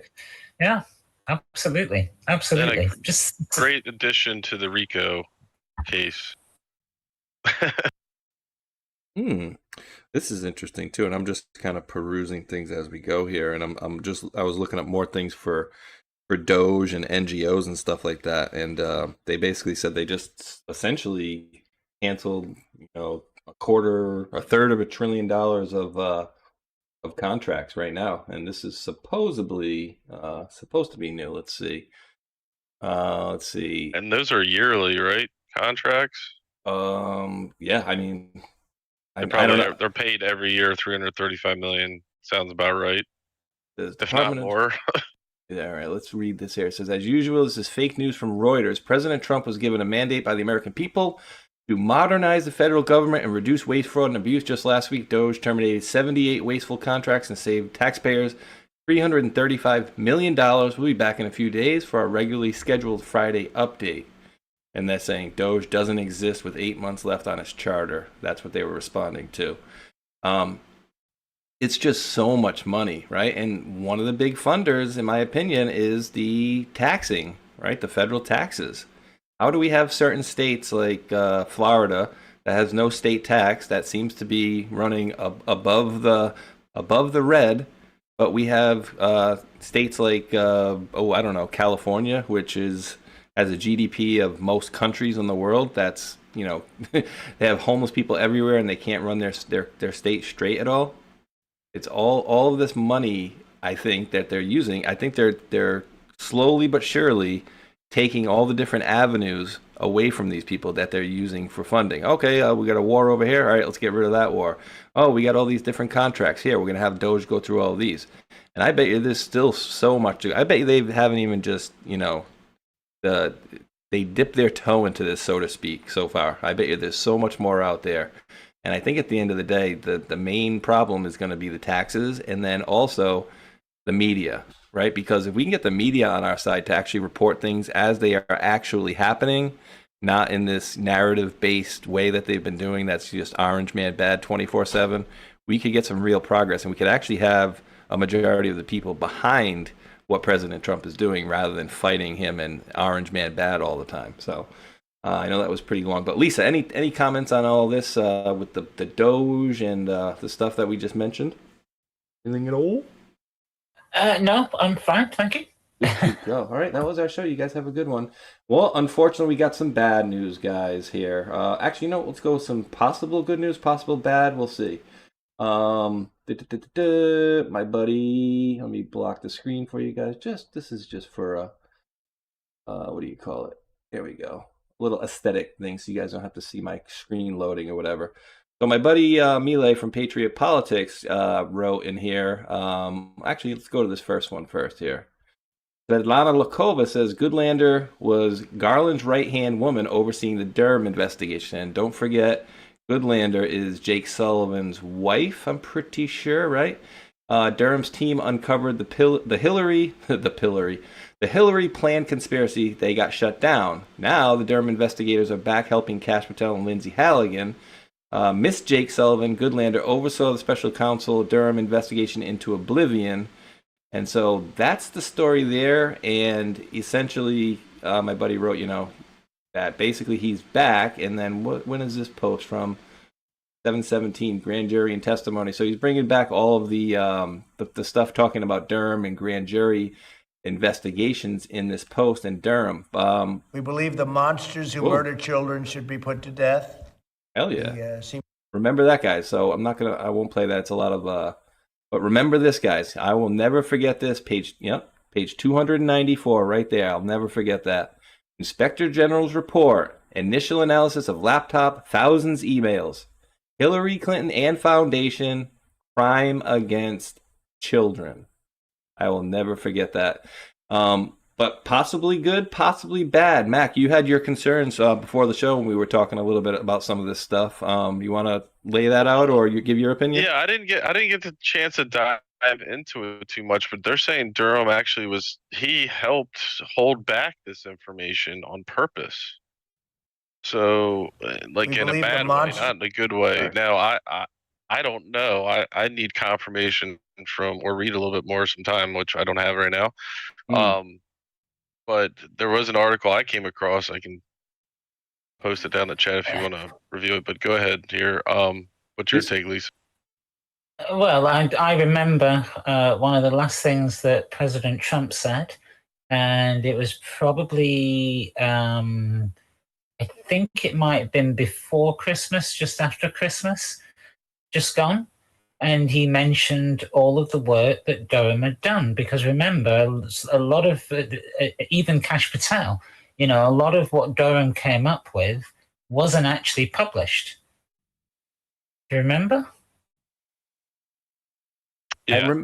I do remember hearing about something that they did. It wasn't published, and then, there were sealed indictments still, so information wasn't given. We didn't get all of the information that Durham uncovered, but I'm pretty sure President Trump talked about Durham. Remember the Russia hawks? Clinton found guilty of what's its name? Conspiracy? Was it conspiracy? No, he wanted to get her on conspiracy, but they had to pay a fine as well. But remember, the courts were all fixed, and he was taking people to court in Washington. Now we know the trouble or the modus operandi of some of these judges, and that's what he was up against as well. So I think, integrating some of those points before one makes up one's mind, and let's see what happens. Because Durham was up against it as well, and you just showed that he incorporated some of John Huber's investigation. Remember, John Huber was actually a prosecutor, yes, and he was a prosecutor that was based in, was it Utah or something? And he brought RICO cases against, like, say, the cartels, drugs, all kinds of things. And Jeff Sessions actually did a great thing by including Huber, because Huber could prosecute, yes, whilst the investigator general was gathering information. So he was working alongside the investigator general. But I think that a lot of Durham's information, it seems, was suppressed, I believe. Very possible. Anything's possible. The bottom of the chat, check this article. Again, it was on Twitter. Where's it from? Real Clear Investigations. I think Paul Sperry posted about it, and it goes into a little bit of an explanation and mentioning, so you can read probably the first 4 paragraphs,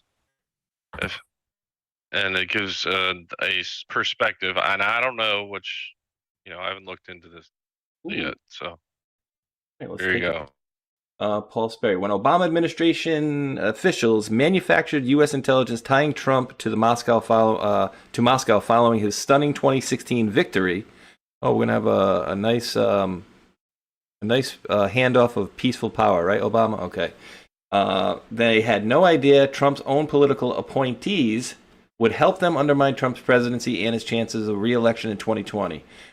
Real Clear's review of recently declassified documents and exclusive interviews with former Trump officials reveals for the first time how key members of Trump's cabinet and other appointees during his first term shrouded the previous administration's machinations and either deliberately or inadvertently misled the public into thinking the fake Russiagate intelligence was real. Former Special Counsel John Durham, National Security Advisor John Bolton, former Secretary of State Pompeo, Gina Haspel dismissed or buried evidence that cast doubt on a foundational document of the Russiagate hoax.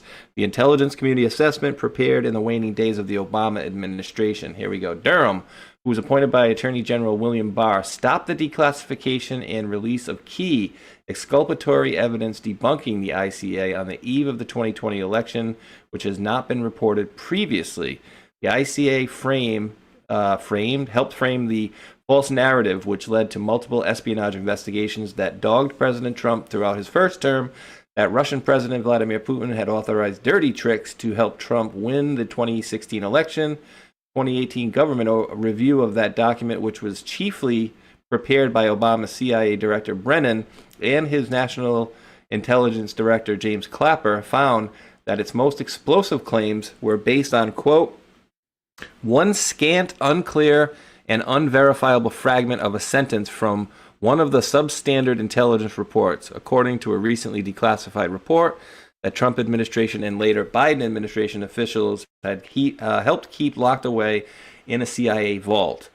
It also cited as supporting intelligence debunked political dirt paid for by Hillary Clinton's campaign. While these Trump-appointed officials may not have initiated the weaponization of the CIA against Trump, they facilitated it by hiding evidence that exposed the claims that Russia tried to help Trump as a fraud by obscuring Biden's own role in perpetrating the hoax. They may have helped Obama's vice president win the close race for presidency in 2020. I'm calling it out. I'm calling it out because actually, remember, now I remember, Trump thanked Durham for the comprehensive job that he did on Russia, because it was his investigation and his investigation only that basically made it so it was irrefutable that they made it all up. There were things like some technical company and technical guy, and they said the emails had come from a specific place, and he looked into it digitally, and he looked into even the footprint to show that that wasn't true. Trump's ties with Alpha Bank, which was a Russian bank, he looked into the servers and all of that, and it was a bank sending out marketing information to a server that the Trump organization didn't even use. It had not been used. It was defunct. And there were other things that he brought forward. So I'm going in the opposite direction, because I don't think, and then also, it feels like Durham was suppressed, like he would take Mark Elias or somebody else to court, and the judge would throw it out, right? Like somebody else that's been thrown out recently. But I'm not buying it, and I'll tell you what, I'll do a little bit of research on my own research, and I'll be able to pull up certain points where he made it irrefutable. Even the fact that Hillary Clinton was fined as well. He brought back the Horowitz report, which showed that the FBI and Hillary Clinton, they'd gone against the rules and regulations of how they're supposed to operate and what information that they do put into the domain. And also, all of his work was overseen. You just talked about that woman, Sullivan's wife, Goodlander, yes, who was in charge of the something to do with the DOJ, which was overseeing Durham as well. So I don't know. I think there's other points to bring in, and there's other things to look at. But I'm pretty sure a lot of what he did was suppressed. A lot of what he did. But I know that he laid the foundations for Russia is an absolute complete hoax. So I don't know what information he's talking about that would have helped Biden. There's a whole section at the bottom. There's a long article. It's actually pretty in depth. But is it true? Is it true? Again, I haven't been able to look into it fully, but I did find this interesting. And at the end of the article, it just said from a guy named Flight, they rigged and politicized the intelligence, and that was obvious to anyone who read that dynamite report. This included Barr, Durham, Bolton, Pompeo, Haspel, and other Trump employees who, instead of exposing the scandal, suppressed it. So they're coming in from that angle, and I don't know if it has legs, but it's interesting. Okay, so let's look at Durham's relationship with Gina Haspel. Durham was the one who investigated the tapes of the CIA black sites where they tortured so-called terrorists. And other things. And what's his name from Florida? Who's DeSantis was involved in this, yes. But there were 90 tapes, and Gina Haspel destroyed a lot of them, But he did the investigation there and came out with the information that implicated them all. I'm not sure. You see, I'm one of those people where I don't care who's saying it. I think that you should look into it, because I can remember certain details which are kind of the opposite to what is being said. So I'm just saying, don't be led. Do your own research, because I'm tired of if it's on Twitter, it's the gospel, True. And yes, I am repeating myself. Twitter. It was a guy named Paul Sperry who Trump's reposted multiple times. And whether he's reposted him or not. I took his new information and thought it was interesting to discuss on the show because it was not brought up before, and it's a long article, like I said. So I got some carrier pigeons out. Hold on, I got some carrier pigeons out on this because I do remember something, and I don't even remember what it is. That's why I got a couple messages out as we speak, and hopefully one of the few people that I messaged can get back to me by the end of it. But I do remember something at the beginning of this administration, something that they found or that they discovered that Durham had not discovered, maybe, or I don't know what the context was. It maybe something about cell phone information. You know what I'm talking about, Lisa? Well, I know that, like, say, he was being stonewalled by a lot of people, you know? Oh, yeah, definitely. And his hands were tied. And also, a lot of people lied at that point. But he continued with certain lines of inquiry, which did end up proving irrefutably that the Russia was a hoax. And if you remember, I think, was it Kash Patel when he first got in his job came up with the Durham report, or they released more information from the Durham report, which said that Russia was a hoax, or was the basis for saying that. That's what I remember. Right here on the screen. I think it's interesting. Yeah, newly declassified. So we didn't get to know everything that Durham did. We didn't get to know everything. One point I was going to say is that it was thousands of classified documents on top of what he brought back. See, 1,000 pages of other classified documents. He went ghost. What is those other classified documents? So, these are ones, I think. The ones that came out in 2025, or was it 20? Yeah, it was 2025. So, but let me kick you guys another scenario here that we're not really considering, right? Let's consider his report didn't come out till 23, right? That report didn't come out till 23, or let's just say even towards the end, or as the next, you saw what the allegation, at least we'll call it that from now, is, oh, hey, just before the election in 2020, he stopped this, essentially, right? So they're making it sound like he stopped it specifically right before that election. But let me kick you guys this scenario and let me know what you think. Knowing that, say, if he put everything on the table and laid everything out right there, boom, all right, and then we're not sure about this next election, and then the pause, right? So the whole fraud inauguration of Biden. And let's just say everything was by the books and Biden really was running everything and Trump really lost and everything was blah, blah, blah.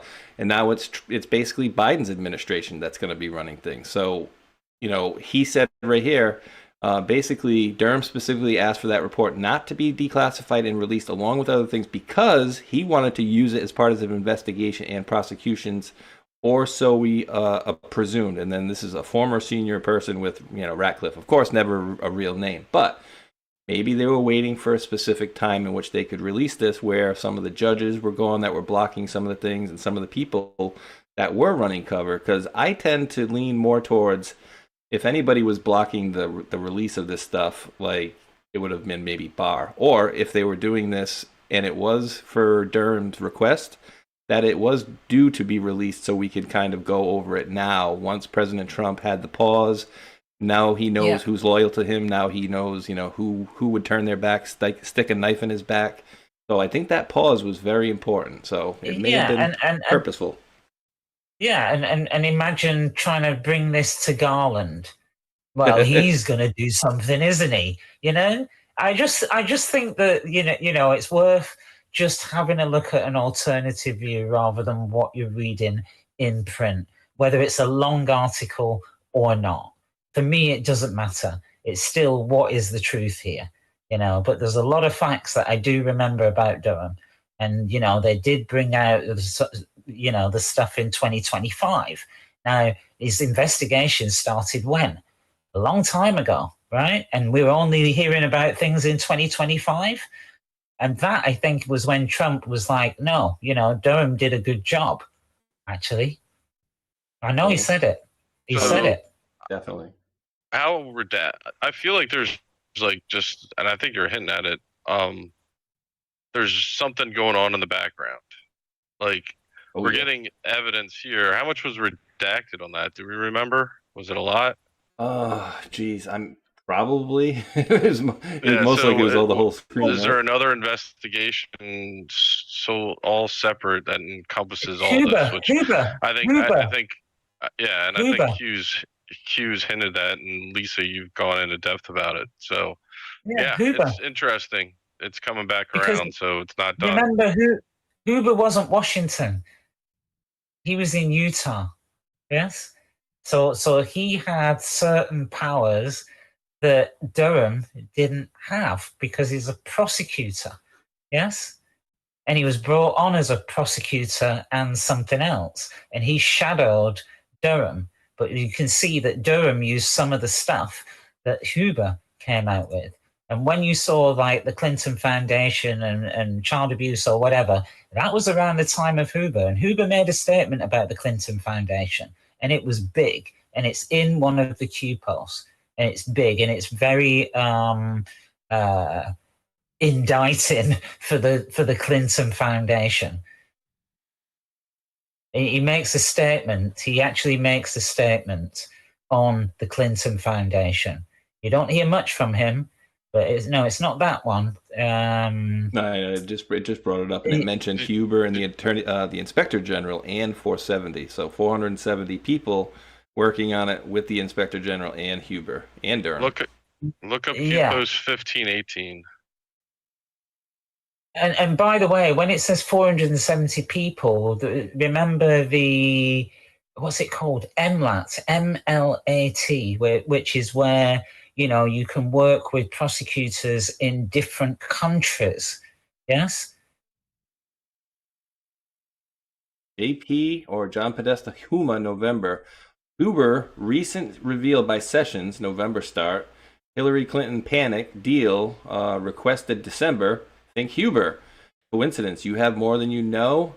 News unlocks the past. Map. You. To all those not getting it, 11.3 is when Huber made a sealed indictment, and 11.6 is when Huber made a sealed indictment. Interesting. 11.3. Try and find another one with Huber in, because there's a statement that he makes, and it's very poignant to the Clinton about Hillary Clinton and the Clinton Foundation. Oh God, there's only 78 posts with him. No. You'll see the post, and it's just a quote from him. It's literally a quote. All right. Find this one. So many. Statistically. Here we go. This one. Huber interview, Uruguay. They range from domestic terrorism to court-authorized wiretaps of criminal organizations to child pedophiles and those who would exploit our children. Criminal aliens, big fraud schemes. Do you think the above is Utah related? Crumbs are being dropped and missed. Think scope. Think scope of the things. And Sessions came back in the news recently this week. Did you see that? Oh, did I? I don't think so. What was he there? doing? It has to do with the Fugees rapper Praz. Oh shit! Yes, that's huge. Yeah. Yeah, here. So I'm gonna forward that into the chat for you. Yeah, and it connects, I think, to a lot of this. To Obama, he basically funneled money to Obama's campaign. So I let everybody know what this is about. I can't wait to hear what you guys have to say, but this is getting good. Alrighty, here we go. Fugees rapper Praz, I think it was Praz Michel or Michael, sentenced to 14 years in prison over illegal donations to who? Oh, snap. That's Obamacare. Prakazrel, whatever, was convicted in 23 after a trial that included testimony from old Leo, who likes him young as well, DiCaprio, and former U.S. Attorney Jeff Sessions. Oh, snap. It was regarding. There was a guy. I think he was convicted in Malaysia of stealing government money, and he was supposed to be a multi-billionaire. He's got one of those names like Ho or Mo or whatever, and he was connected with him, and that guy had socialized with Leonardo DiCaprio, and his own country found him guilty. Yes? Low. His name is Low. L-O-W. Let's see quick. In the early 2010s, Low, now a fugitive believed to be hiding in China, used billions of dollars stolen from a Malaysian state investment fund known as IMDb, or 1MDB, to invest in luxury U.S. real estate, fine art, Hollywood films such as DiCaprio's Wolf of Wall Street. Low has maintained his innocence. Now, wait, guys, what country was that where the girl was dancing and doing the aerobics? I think we showed it pretty recently, where they were doing the military coup behind her. Was that Malaysia? Was that Myanmar? Myanmar, yeah, okay, all right, yeah. I thought Myanmar. Myanmar. Miramar. I call it Miramar. Watch the water. You're going to Watch Top the Gun, sea. kid. You're going to Miramar Top Gun, kid. All right, so yeah, that's huge. And apparently Jeff Sessions testified for this, but so that's interesting that he's back in the news. And remember, guys, don't ever think that when Sessions left and all teary-eyed, that wasn't the crying of a man that just was a piece of crap and didn't do his job right. That was ultimate respect shown from him and vice versa. They were patting him on the back. Some of them were half of them in tears. He was coming back. And don't forget, the one man who never took a dime that wasn't his, who never, angled for any backroom deals in all of Congress that Peter Schweitzer reported was Jeff Sessions alone, the only guy. So solid. And then on top of that, he needed to resign so that he could testify. Because otherwise it probably would have been a conflict of interest.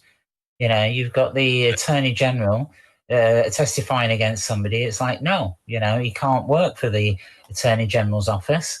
He needs to be a civilian. Yes? And Lisa, that's why he recused himself, correct? In the beginning? Yeah. Mm-hmm. So there's maybe other things that he's going to testify on. Correct. And I think that's it. But And also, there's this guy...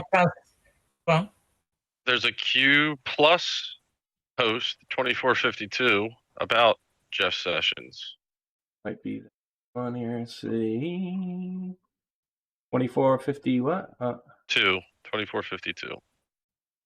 4. Wait till one. No. Oh, November 7th, 2018 post says, "Thank you for your service to our country, Mr. Jeff Sessions. Your sacrifices will never be forgotten. Q plus." So we know who that is. That's our good, fearless leader right there. Do it, Q, baby. That's awesome, dude. And unfortunately, guys, I got some crappy news for you. I don't know where he put it. Where did he put it, this guy? Hold on here. They're not on the top of his post. I thought I had it earlier, but all right, I got the story for you. I was going to have a video, and I don't think you guys probably wouldn't have wanted to see it anyway. Oh, and don't let me forget and thank, I almost said his last name, and he said it would be okay, but OH58 Captain dropped a $10 Rumble Rant, says, "Winning Patriots." And so thank you for that. And as I'm looking up, I see Q Fan Addict dropped another one, says, read General Flynn's post regarding MTG. He's backing her 100%. Flynn backing the deep state in parentheses question mark. I don't think so. Ooh, that's a quote. All right, on to the next one. But thank you for that. And you guys are not going to like this, unfortunately. And I'm not going to like it. But I think there's more to it behind the scenes than what's going on. So which one am I going to show? Let me show the video first here, I guess. Ding. And of course, it's blocking my screen. Here we go, guys. What do you guys think about this? Ding! Fox News, fair use. Being dismissed. The judge ruling the appointment of interim U.S. Attorney Lindsay Halligan violated the Constitution. The judge also criticized the DOJ for allowing an FBI agent who viewed Comey's privileged materials to testify to the grand jury. Now, the judge also tossed the case against Letitia James.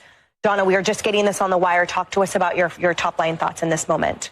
Well, frankly, I'm not really surprised about the appointment of the Attorney General on that situation. I did think that was going to be an issue, and I did think from the very beginning that Comey was going to have a valid legal argument. And what's interesting about the decision is it doesn't go to whether or not crimes are actually committed. It just goes to the way in which the prosecutor was appointed. So I'm not surprised legally when it comes to that issue. Right. Do we foresee at all then an appeal or a different then prosecution, a second bite of the apple then with procedural things intact? Yes, it's a 29-page opinion. I was just reading through it. So sorry if I look distracted during our segment.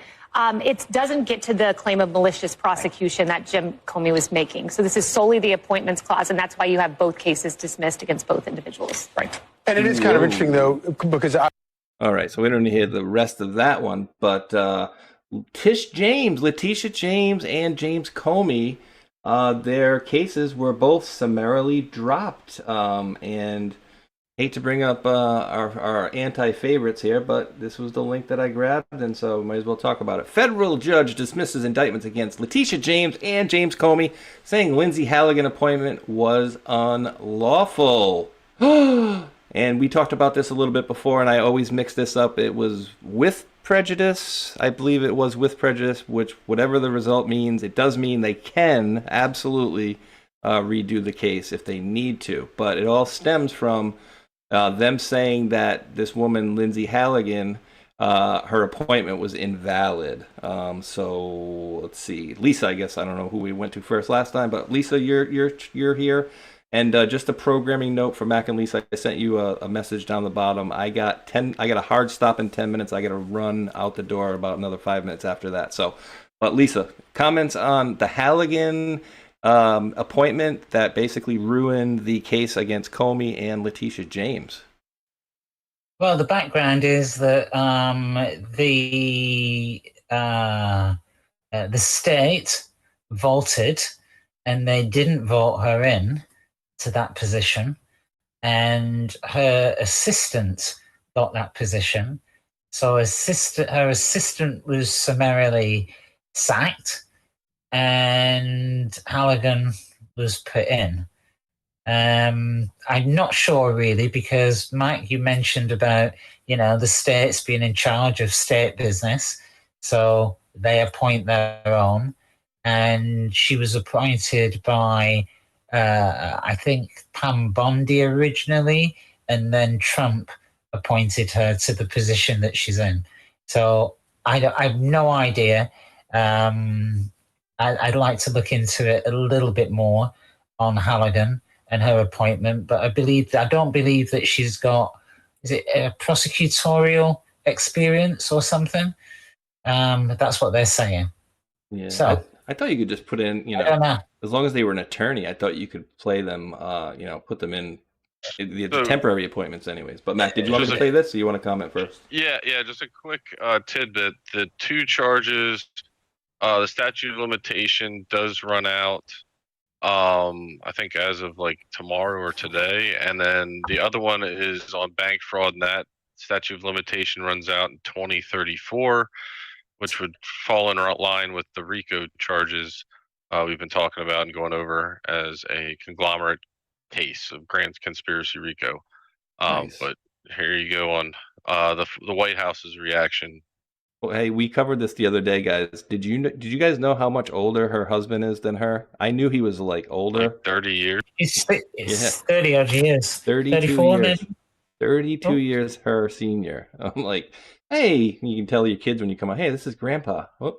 Knows that James Comey lied to Congress. It's as clear as day. And this judge took an unprecedented action to throw these cases out to shield James Comey and Letitia James from accountability based on a technical ruling. And the administration disagrees with that technical ruling. We believe the attorney in this case, Lindsay Halligan, is not only extremely qualified for this position, but she was in fact legally appointed. And I know the Department of Justice will be appealing this in very short order. So maybe James Comey should pump the brakes on his victory lap. Knows that James Comey lied to Congress. Oh my goodness. Maybe he should pump the brakes on that victory lap, Mac. And just so everybody knows, this is what was it, Eastern District of Virginia. And wouldn't you know it, this judge was north, I'm pretty sure South Carolina, right? Clinton appointed? Yes, exactly what it was. A Clinton-appointed judge from South Carolina comes up to Virginia and tells them that their case is null and void. I love how this works. But, again, we can take a step back and say, well, what is this showing us? This is showing us the most clear, cut, and dry prosecution. Like, did he lie to Congress? He 100% did. Like, no, I didn't give anybody that information. Then he admitted that he gave that stuff out. Like, there's not even a question. So it's so blatantly obvious, but then they're going to go, oh, well, we got them on this technicality. So they're showing essentially how broken this system is. How you can have this happen. You can have another judge from another district come in and just make a ruling and say, no, we're doing something else here. So maybe ... military is the only way. I don't know. Maybe that's what they're highlighting here. But again, Mac, like you said, statute of limitations. I read something earlier, and again, like Lisa was saying, be cautious about information on the web. That was saying one of them they believed had a statute of limitations of another 6 months. I think that was John Solomon, but I'm not 100%. But you don't need to, wait any time when you do the appeal. So they can either appeal, or they can have another person lay out the whole thing. You have to do the grand jury again, all this, that, and the other. So it is a little bit of a thorn in our sides here, but we'll see what happens, right? We'll see how it lays out. Are they painting a narrative with this or not? I don't know. But guys, we got about another 6 minutes, so we gotta figure into there our goodbyes, our thank yous, and thank you for watchings and stuff. But is there anything? We'll go ladies first, or Lisa. Anything that we haven't touched on that you'd like to talk about? Any stories that are pertinent? I know Mac, you had the disclosure stuff. Maybe we can talk more in depth next week about that as well. But Lisa. I haven't got anything ready at this moment in time. I'm just scrolling through. Well, you can say your farewells then. Southcom has come up again. Southcom? Yep, with Maduro. Oh yeah, they're basically they basically people are saying it's full going right now. 7 carriers in the Caribbean right now. Well, Southcom is, they cover, it encompasses their area of responsibility, so their AOR encompasses 32 nations, 19 in Central and South America and 13 in the Caribbean, of which 31 are democracies and 14 US and European territories.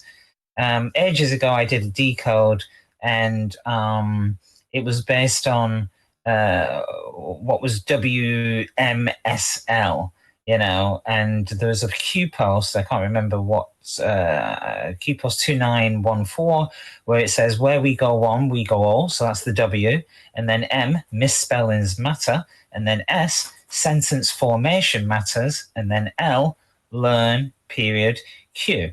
So they've got Air Force Southern, US Army South, US Marine Corps Forces South, US Naval Forces Southern Command, US 4th Fleet, and Special Operations Command South, and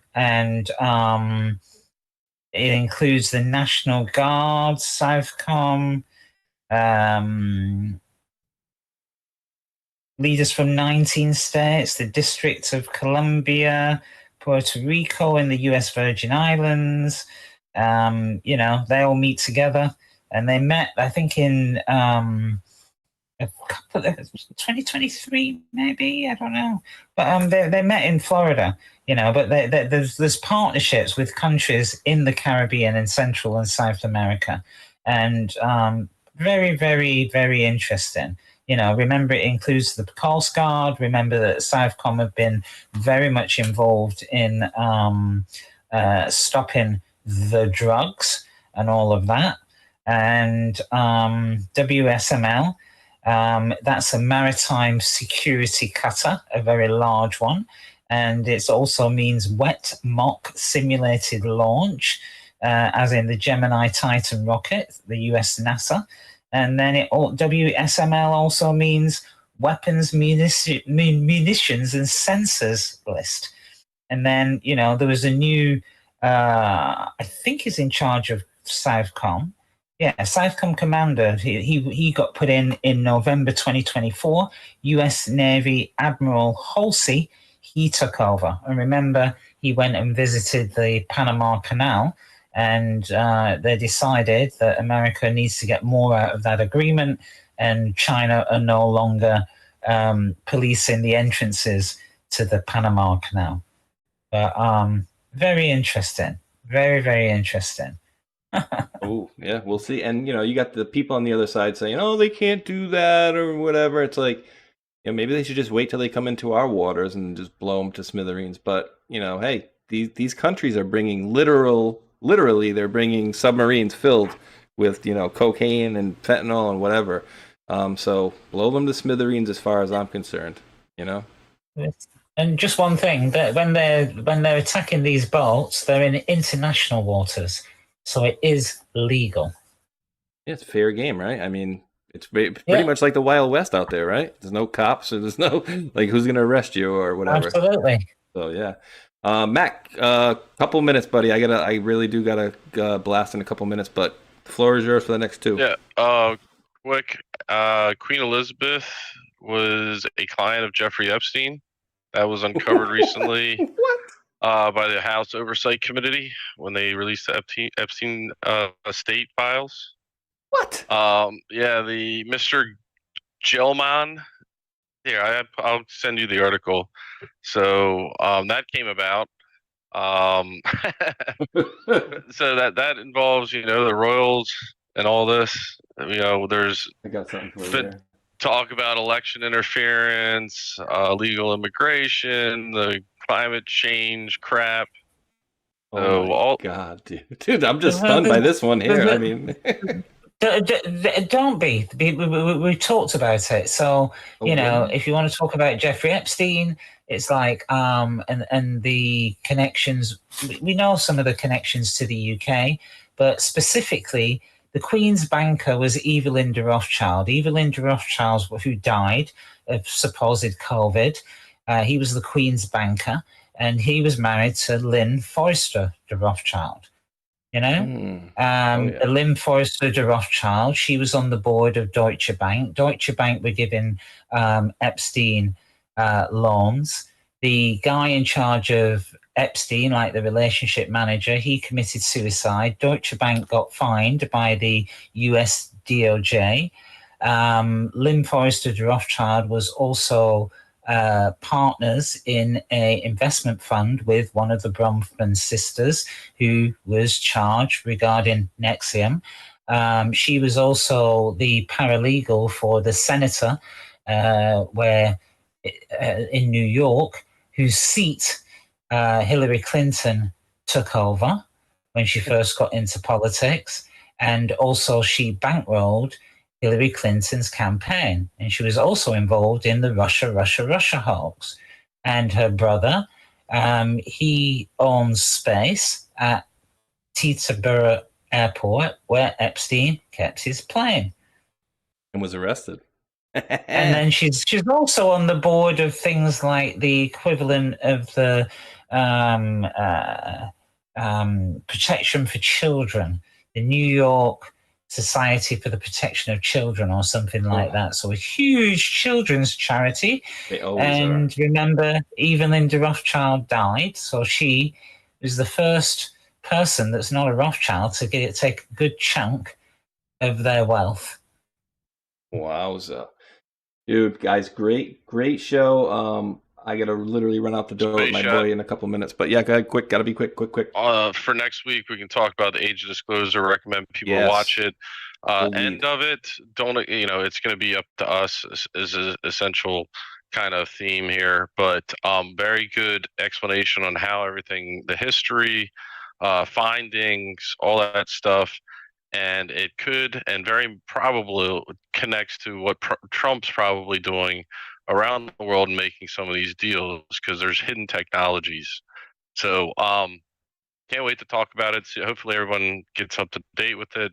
And look forward. Great show tonight, and look forward to next week. Great show. Happy Thanksgiving. Yeah, happy Thanksgiving to everybody out there, and that's how I gauge a good show, by how fast it felt like it went by for me, and again, that felt like that 2 hours and 12 minutes felt like it was about 15 minutes. So great stuff, guys. I appreciate that. And top contributors over on DLive: Debbie, Roush, Susie Q, and P Dancer, and I have released such scratch-ins, and they are released to you over here on Pilled Tin Man 1295, who we look out for pretty soon. We'll be doing some podcasting. We had a little Zoom meeting, gave him a couple tips on OBS the other day. He dropped a can, says, "What up, yo?" And one thunder with the can as well. And I am releasing those scratch-offs, and they should be coming at you soon. Thank you to the still 253 folks over there on YouTube that are watching, in addition to the 750 on Rumble. And I don't know about the others. They don't really give me a counter on... I don't even know how to see how many people are watching on DLive right now. Doesn't even show me. But we do appreciate you guys hanging out. Thank you to the mods, as usual. You guys rule, helping myself and many other conservative podcasters out there. So we do appreciate your very thankless. Well, not thankless because I just thanked you, but very, very much needed help, and we do appreciate that. So for Lisa and Mac, we do appreciate each and every one of you wonderful world patriots out there for tuning in. Sorry, I'm only going to be able to do brackets and jackets tonight. No 2 videos at the end. So 1 video, then the outro. And we do appreciate each and every one of you wonderful world patriots for tuning in out there. And until that next video, thumbs up, like, and subscribe. Peace.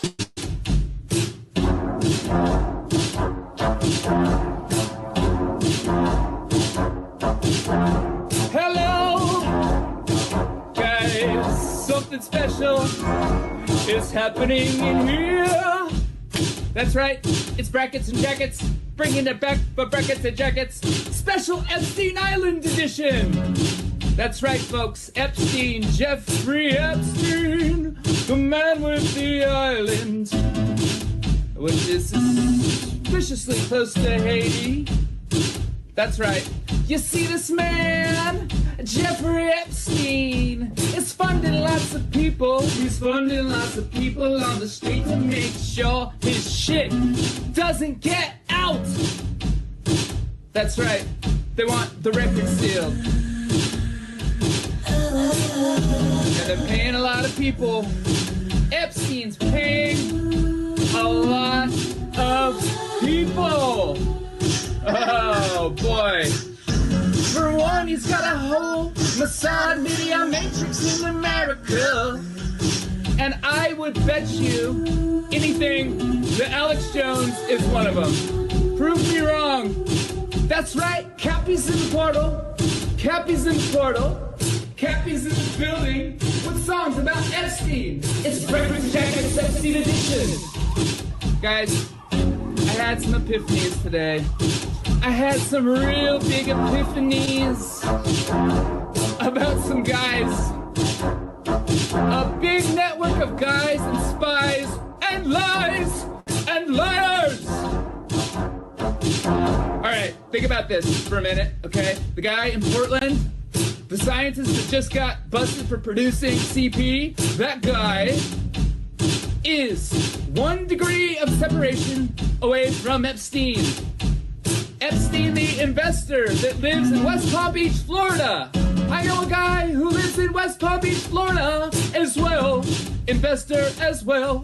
Also involved as well. And all is not well with these guys. The Florida boys, the Glow boys, the Scott Israels of the world. You see, Epstein is Hillary Clinton. And Epstein is Haiti. And Epstein is a big network of media assets. By the way, did you know that Steve Bannon was going to that guy for money? Also, Epstein is Epstein Oprah. Epstein is Chris Tucker. You remember him. Epstein is also Kevin Spacey. Epstein is also Prince Andrew. Epstein is also...